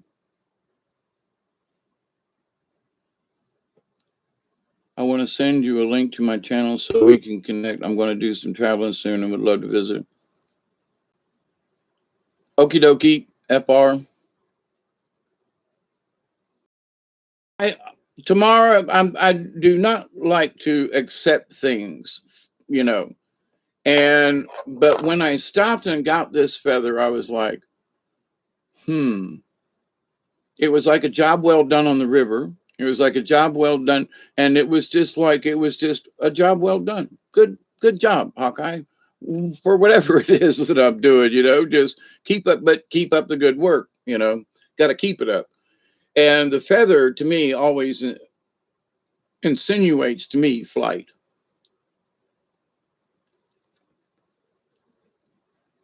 So we can be grounded in the water as the wading bird, as I needed to be grounded in the water the other day. And I feel the need to do some more. So, but we're going to have to go to a different section of the river. But to the point, though, that having the water run over my feet and being able to just put your hands in the water and touch it, it was nice and cool. It was flowing nicely, even though it was low. And it was just it was just a joy to be there and to, partake of the beauty of the universe, the swamp up there. And to think that I live so close to it and I've never been on that section of the river, I was like, what is wrong with me? Why haven't I been here before? But anyway. But it was also good in that I learned about, we need a little bit more water before I go back down. But there were some logs that I could bend over and just between me and the kayak, I could just get under them. So if the water comes up too much, I'm going to bump into it. Ain't going to be able to get over it. I mean, it was a huge log. It was bigger around in my arms, big old ass log, big tree across the river. That's the bad news about the Ochlockonee. There are such beautiful places, but because of the trees down over the river, you gotta be crazy like me and some of my friends to even go down there in the swamp like that. But there's always, like I said, it always makes me feel good. The fact that I went there, that I put forth the effort, the paddling, the exercise. I mean, being with nature, just the whole 90 yards of it. You know what I mean? So, but anyway, I was letting you know that my partner's sister runs a lab in Georgia. She had COVID, but wouldn't take the vax at 50 plus. She may be close to me. I'm down here almost on the Florida border. I'm way down south in Georgia. All way down south in Dixie, away, away, away down south in Dixie. Anyway.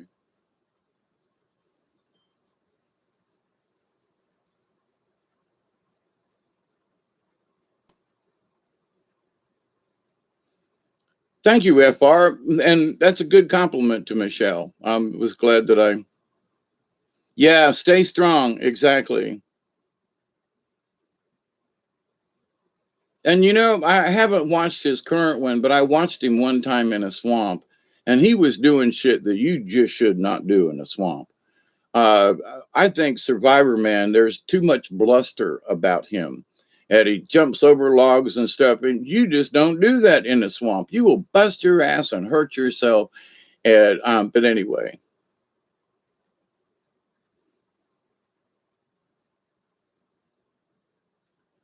spraying for caterpillar bugs up there. Dang. She's close to Savannah. Yeah, that's across the state from me.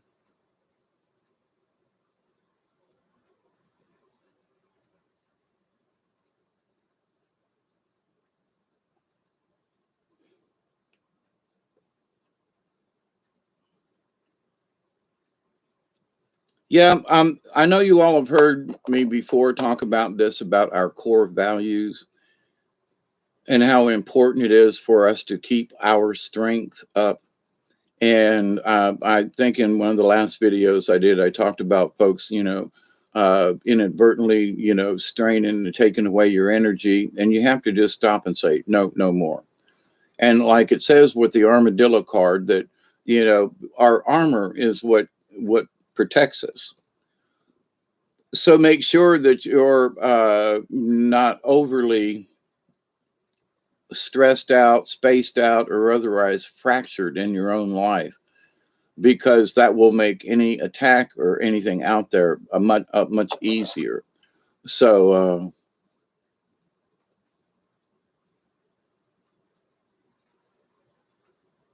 yeah, Susie Q, I don't do Facebook, and I need to. South Bama here, 10 minutes from Georgia. Yeah, you're really close. You're over there, Conscious Evolution. Didn't you and I chat? You're over there on the border, right?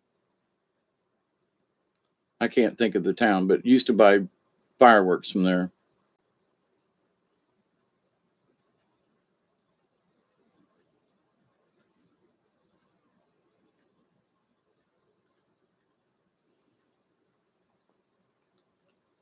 YouTube bullies.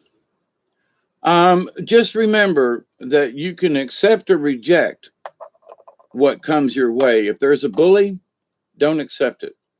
Just don't. Don't. You have to learn how to let it roll off you. I went through a 2 or 3 year period where that was a hard lesson for me to learn, and now I just don't pay any attention to it. Somebody says, "Well, I don't like what you say." Okie doke.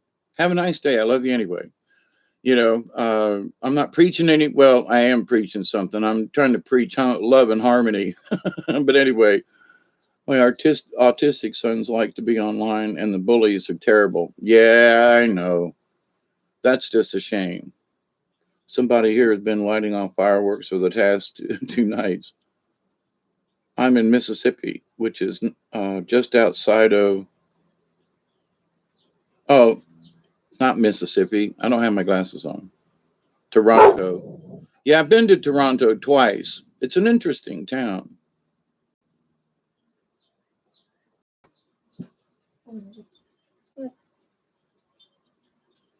It's so nice to know people from literally all over the world. We know folks from down under, from the UK, from Ireland area, and Canada.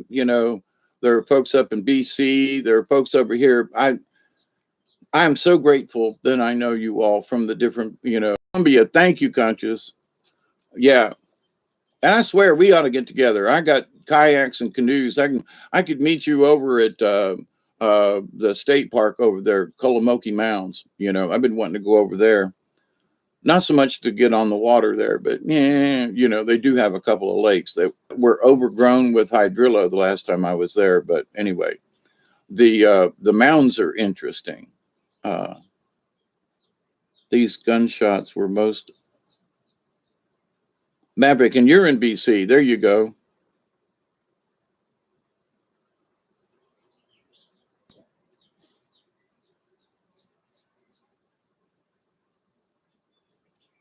Yeah, yeah, free flow. I've had 25 concussions, and I'm not lying. I've had 25 concussions. That ain't counting the blows to my head, but I mean concussions. Several of them put me in the hospital. A couple of them should have sent me to the hospital, like that big limb that it landed on my head a couple of years ago, right out here when I went to go get firewood one night. That's something that's like to kill me. I heard this crack and started to look up and smack. So yeah. Yeah, I don't have a cell phone though. So, I'm thinking about having to get me a cheap cell phone. So if I say, okay, I could call you, or I'm here, or I'm, something like that. But as much as I don't like cell phones, I can see where if I go traveling around and want to meet somebody, like the other day, my friend said, um, call me when you get to the bridge. And I was like, I don't have a cell phone. Oh, that's right. You don't have a phone. Yeah, well, okay, okay. And anyway,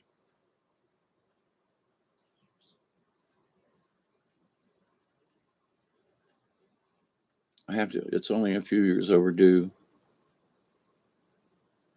I nearly had a nervous breakdown, yes, concussion, and 2 times last year. All my stress or the panic disorder, I faint, have to wear a heart monitor.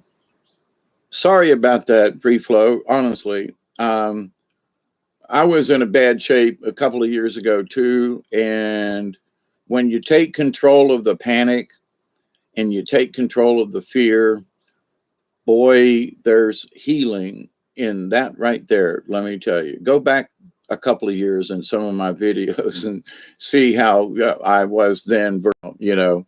And I'm still learning. I'm still a shaman in training. But I'm so glad, you know, that I have all of you to share this with and to share our thoughts and prayers and healing to each other. You know, um, someone who owns land in the tribe should have a soul tribe gathering.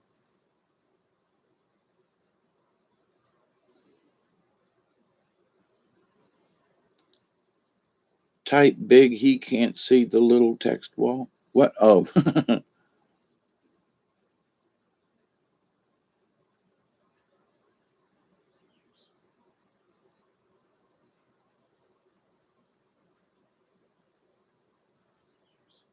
it proves we all have hard heads. Yes.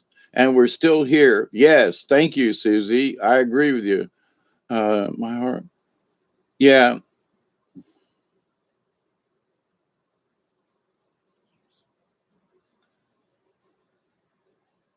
They're building houses on land themselves as Six Nations on the res. And yes, more building is happening. I guess that's a good thing. Um, I know I'm lucky, my brother.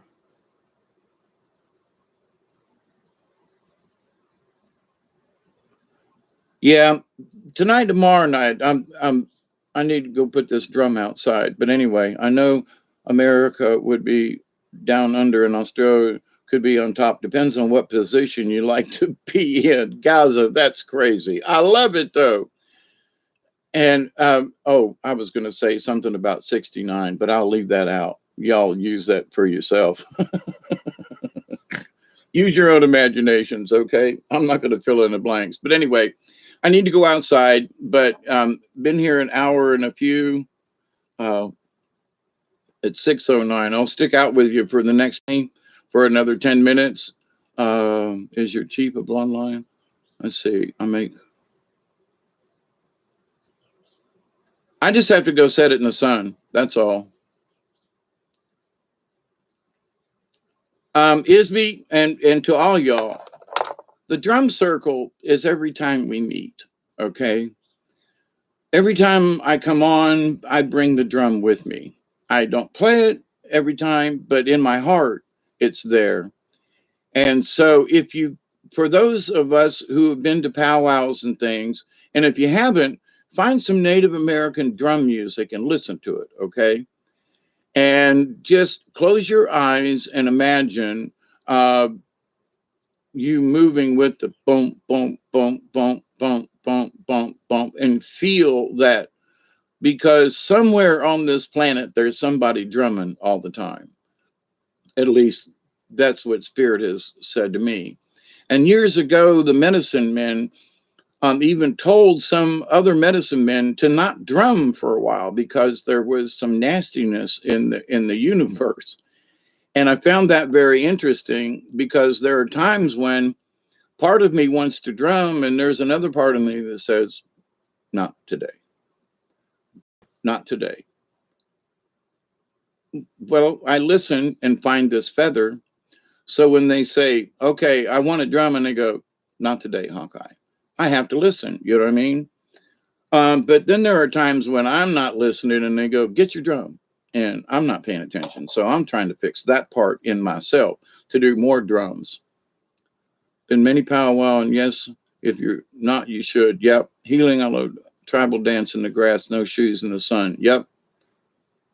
The drum is the heartbeat of Mother Earth. Yes, tomorrow. And if we think about that, if we think about the heartbeat of Mother Earth, then you can hear the drum. And an old wise native person told me years ago, the drum is in your heart. So, do you want to hear the heartbeat of Mother Earth? Then allow it into your heart. And so I listen to Native. Yeah,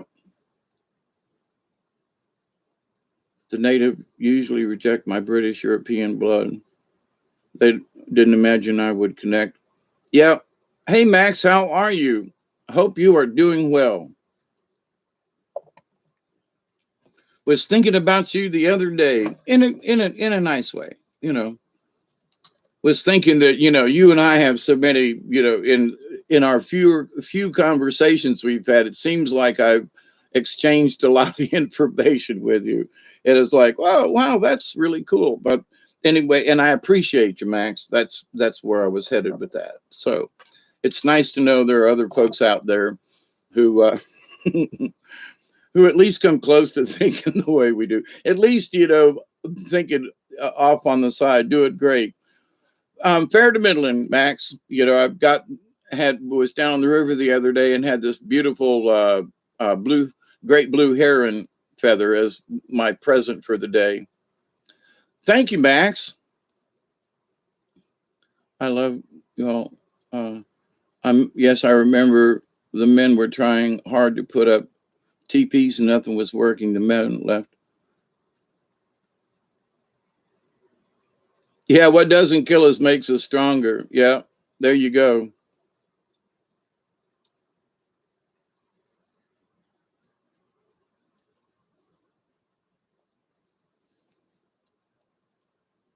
So coming up here on a 20, and I've been on here for almost 2 hours now, which is like it was only going to be a 30-minute show, and then y'all show up and we turned it into a tribal meeting place, which I love. I do. There's so many times that I'm like, I was only going to do this for 20 minutes and I'm still here 2 hours later. So, but I stay because I like hanging out with y'all. I like hearing from you. Shame on me. I'm being, what do you call it? Egotistical. Y'all are, all these good energies and all you good people. And here I am. Yeah. But I thank you for your presence. And to me, that's what counts. It's not so much what I say, it's how y'all are doing. It's interesting that, Max, that, I would love to just have a conversation with you sometime, just for conversations. Nothing in particular, but just conversation. But anyway, um, the idea, though, that we can meet from all these different places and cultures and backgrounds, and so many people that uh, it's like tomorrow. I didn't have any Native American background until I learned that my real father had, his mother, my grandmother, his grandmother, and great grandmother were all of Cherokee descent. And so, no, but nobody in the Lee family seems to care about that.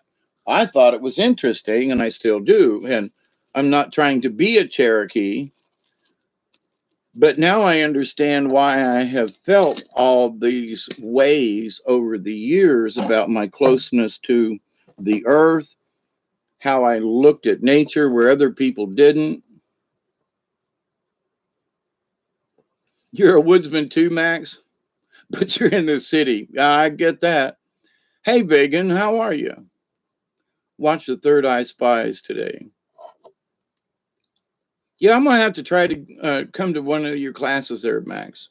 Just at least to sit in and hang around and uh, 4 minutes, everybody. If you got them, we're gonna do them. But anyway, it is good to see you all today. There's such a wonderful mix of folks in here today. Yep, I understand, Tamara. So, but there are things that I understand about the earth that just white people don't get. I've said this for a long, and and in a way, I do mean offense to some of my white people friends. But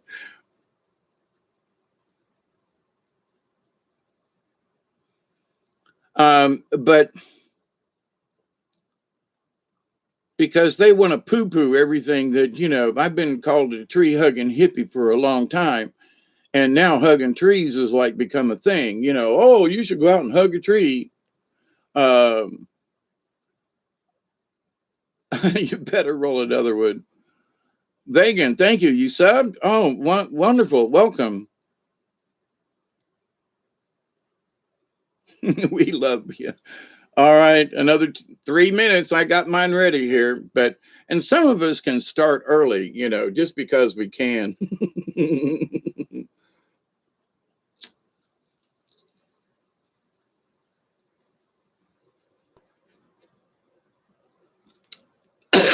You know what, Maverick? That's interesting you say that. I I was so shocked that I got to that I got to 500 subs. I was like, how did that happen? Because you know me, I'm not about the numbers, but you know, I love it. Take a puff and pass it on. If I could, I married the youngest son of a Canadian MP. I learned a lot from him about my people. I ate my last cookie yesterday. That's a shame. Yeah, I've got Rice Krispie treats in the freezer. I've been thinking about, having some of that. It really, I'll tell you what, eating it versus smoking it does such a different trip to the body. Let me tell you.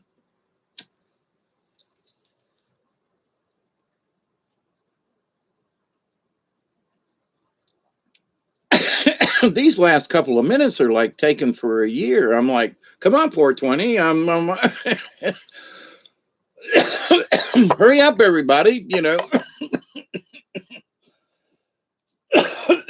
So anyway, uh, my visit to the river the other day, I took everyone with you in my head.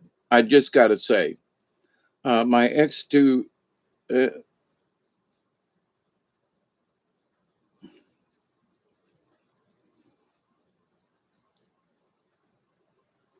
yeah, and I haven't really tried those other ones yet. I still have. Yes, it's so very. For me, it's comforting. I know that's a strange word to use in a situation like that, but it's comforting to know there are people out there who are looking for something else, and whether they find it here with me or sharing with y'all. But it's the idea that, you know, there are those of us who need someplace else to go and have chat, without some kind of biased. And well, I am biased. I'm biased against, the mainstream. Okay, so I do have my issues, but in everything in my shaman training, being down on the river the other day, Michelle and all y'all, I was just like, I was trying to be there, even though the dog was sitting on my crotch. I was trying to be there for y'all. And I wish you could see this kind of thing. And if I hadn't have dropped my camera in the water, I would have taken more pictures. But that's for another day. I really have to get me a different camera. I really do, for these trips that I make. I've ruined so many cameras over the years. It's shame on me. And I had a waterproof one, and it got busted. So it's not like I haven't done this before. A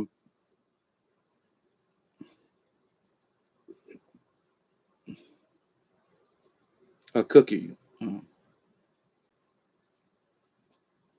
420, 420, 420. Here we go. I was a little early. Now I'm slightly late.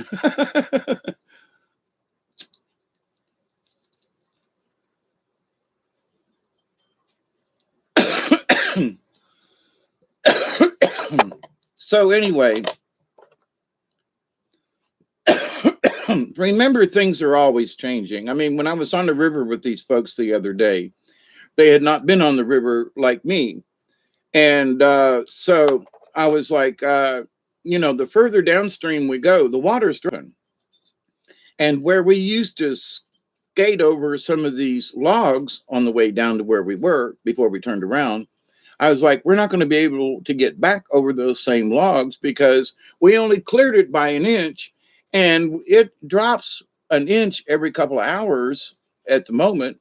And because it'll drop 6 inches easy in a day. It's the how fast the river's dropping has slowed down because the river's so low, but it was dropping a foot a day when it was up higher. So you go down the river and it's this high. When you come back up the river, or vice versa, it's down a foot.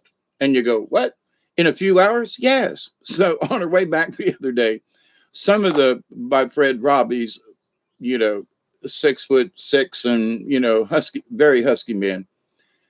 And so me and Duggar skate over the top of this where he's bumping his butt with the kayak on the logs, kind of thing. Uh, so me and Duggar don't weigh as much as he does, kind of thing.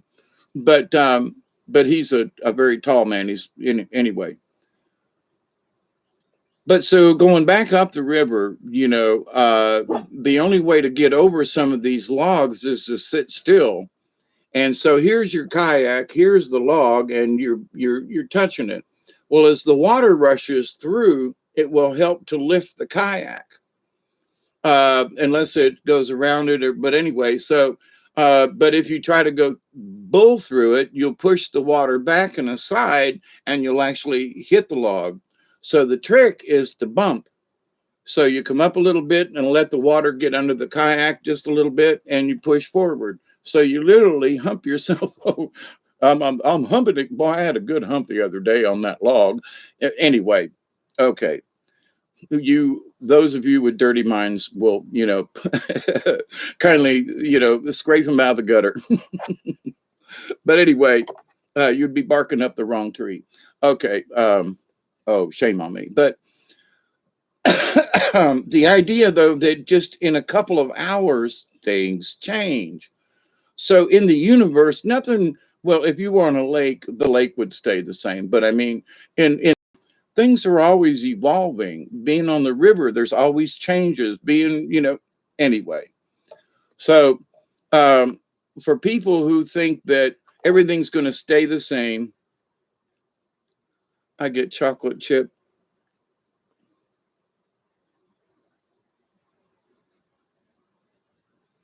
They will find a bong. Yeah. Yep. There's different ways of doing it. I thought I was safe. Barking up the wrong log. Yep. Anyway, I'm so glad you get some of my crazy humor. There are not a lot of people who do, but anyway, thank you. So, and I really am going to get off of here because the sun is going down, and I want to run up there and put my drum out in front of the sun for a few minutes. But I love you all. I really do. Thank you, Richard. I've just got myself a new camera. Perfect. Cool beans.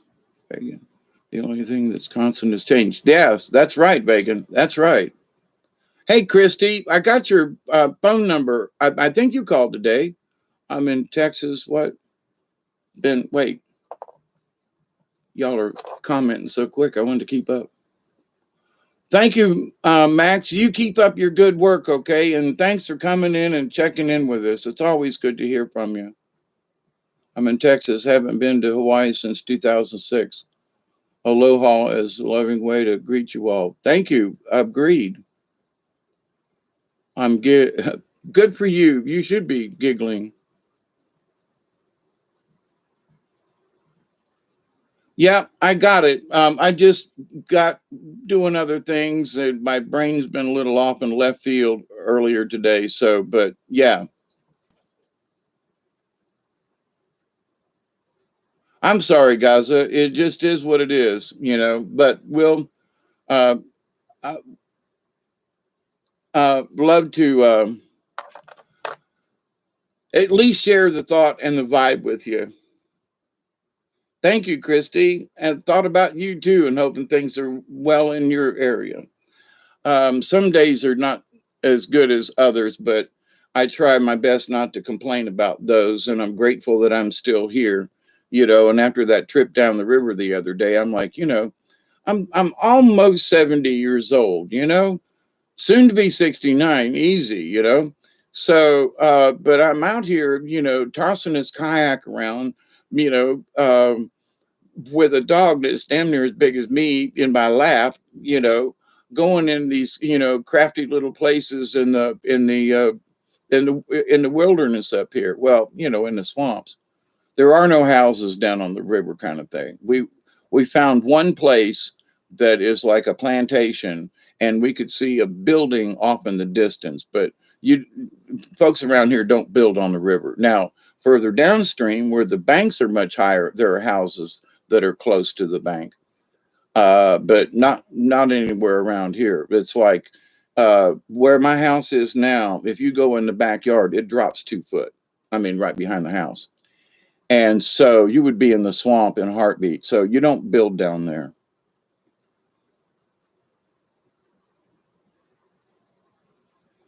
Maxine, how are you? Are you serious right now? Something's going on right now. Yep. Having a good time visiting with my friends and trying to share some, good energy. Um, After being on the river the other day, like I really want to go back down there. I can't go back up there because the water dropped. Yeah, I agree with you, Maverick. We're smoking one for Gaza.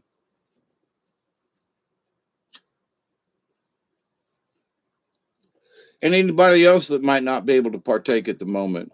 You know, there somebody was sort of inferring that I'd like sit around and I'm stoned all day. Well, that's partially true, but I'm not sitting around smoking all day, but I'll hit my pipe a couple of times and wander off, go do something or, get lost up there on the hill. It's too hot outside at the moment, though. It was really warm earlier and I just had to come in. But um, and it got dry fast. So we're starting water restrictions kind of sort of right now because whoops, we haven't had any rain. Things are drying up. The rivers are down. So need to watch the weather and go. Okay, we're sort of in a pre-drought. Let's keep an eye on the water thing. Let's not overuse it. Well, I don't, but to the point, really keeping an eye.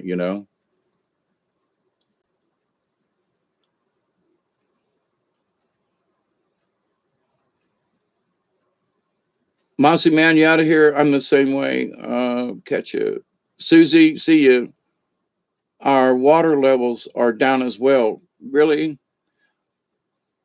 And Max, I forget where you're at. But yeah, the I was noticing I guess I'll have to stay here. Only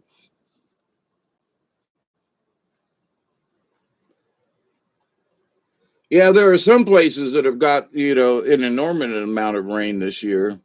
Where this high's been sitting over Georgia and throwing water up into Mississippi and Louisiana and Arkansas and through that channel up the Mississippi River. And if it would just move a little bit, Lake Ontario, that's right.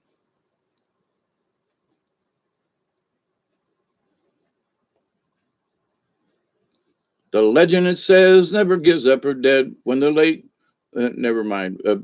I immediately went to the legend lives on from the Chippewa on down.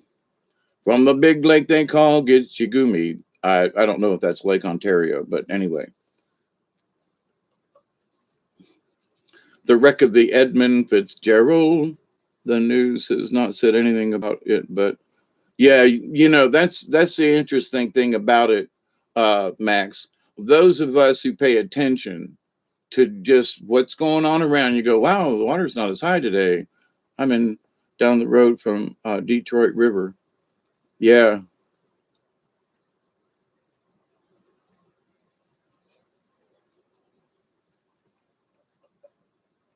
So, but it's common for us down here for it to we've had water up until these last, 10 days, which is a stretch. And I'm very glad because the last couple of years we were in a drought at this time and the water levels have dropped, but the groundwater's still there. So it's like we're good. We got good groundwater at the moment, but that was like Iroquois. That was all the Great Lakes as one. Yeah.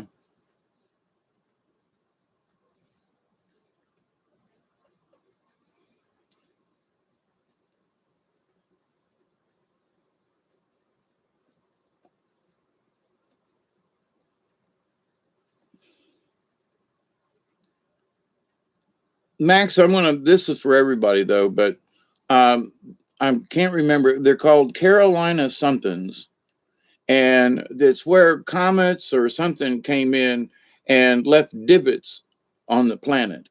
And there are quite a few of them around here. There are these lakes that they're kind of sort of oblong a little bit, depends on how steep the Carolina Bays is what they're called. And I was curious, Max, since you keep an eye on things. Have you ever heard of Carolina Bays? And are there any up there? I've heard of some up in Michigan, but I don't know about, the rest, like Wisconsin or whatever. But anyway,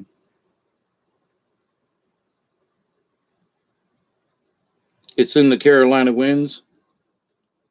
So yeah, there are a couple of overlays you can get to go on Google Earth, and it'll show you where it's a KMZ file or something like that. But anyway, it'll show you where they have speculate at least where the Carolina Bays are. But I was it was interesting to find that there are so many around here. I was like, whoa, we've been comet hit. Yeah, way over the years ago, lots of years ago, left these divots in the earth that filled up with water, and there are several of them around here. I mean, like locally, several of them around here, and you can tell them from Google Earth. They look different from us, and there's no dam. That's the one thing. There's no dam. They didn't dig the hole out and put the dirt around it. No, there's just this hole in the ground that's a pond, and some of them are deeper than others, and some of them are like teardrop if the debris come in and hit and kind of pushed it out a little long. But anyway, and there are a lot of places that have the Carolina Bays. For whatever reason, I just thought I'd bring that up just out of curiosity. Maxine, not at the moment because I'm really late right now. I got to get outside, but I will pull a card later. I will try to get on later tonight and do it. I'm late. But Maxine, I can't do it right now. I don't have the energy. Plus I have other things I got to do. Yeah, not right now. This is not the time to pull a card. But I love you though, nonetheless. Sun drum. Yeah, I got to go heat it up before the sun goes down. So I love you all. Thanks for the conversation. Maxine, we'll do it later. I've been on here for 2.5 hours. They have those in Alberta. They call them hot springs. Not the same. It could be. They're not very big. Some of these lakes are maybe an acre or two, but you can tell from Google Earth they're really round. But anyway, but there's no dam, nobody dug them out. You can tell. Yep, I wish I could hang out more too, but I really do have chores, and the sun's down far enough in the trees that I can go out there. And it's 6:35. They're very interesting to study because of how they pool and how they got there, and the type of aquatic life that's in them versus something else. Yeah, there's no water coming in or out. They're just holes. Yep. Yeah, same to you. Is be safe on the highway. I know you said you were still in Daytona. Keep up the good work. And Vegan, yes, cheers. Cheers, everybody. So here for now. Because Hawkeye's got chores to do, and I got to let Duggar run outside. He hasn't had enough outdoor time. It was too dang hot out there today to go running around. But anyway, I love you all dearly. And Max, thank you. Isby, everybody, Maxine, Michelle, Vegan, and I know I've missed a bunch of you. Richard, you're still there. Yes, TTFN. Ta-ta for now, my friends. So every day I really do this. I wish y'all could have seen through my eyes the trip down the river the other day. Yeah, ciao, Ian. Good to see you. Mary Wins. Oh, good to see you back there. Yeah, I hope to see you soon too, Max. Thank you. Yes, sending prayers out to everyone. And I continue to pray that each and every day, that each and every one of you will continue to learn how to accept and receive the knowledge, the healing, the wisdom, and the many gifts from the universe. Thank you, Tamara, for you being here as well. I continue to pray each and every day, every time I put my bare feet on the ground. I continue to pray that each and every one of you, your friends, your family, all of your relatives, and all of your relations, past, present, and to come, will continue to learn how to accept and receive the knowledge, the healing, the wisdom, and the many blessings from the universe. And in that law of three that is really important to me, I can continue to pray that each and every day, that each and every one of you will continue to learn to accept and receive the knowledge, the healing, the wisdom, and the blessings from the universe. And that you will continue to learn how to reject those things that are not necessary in your life, like stress and pain and just craziness. So, Maxine, not now. Thank you. Stephanie, good to see you. David Castle, thank you. Yep, you're calling on me, and I'm saying TTFN. Ta ta for now. I love you all. Be safe. Bye.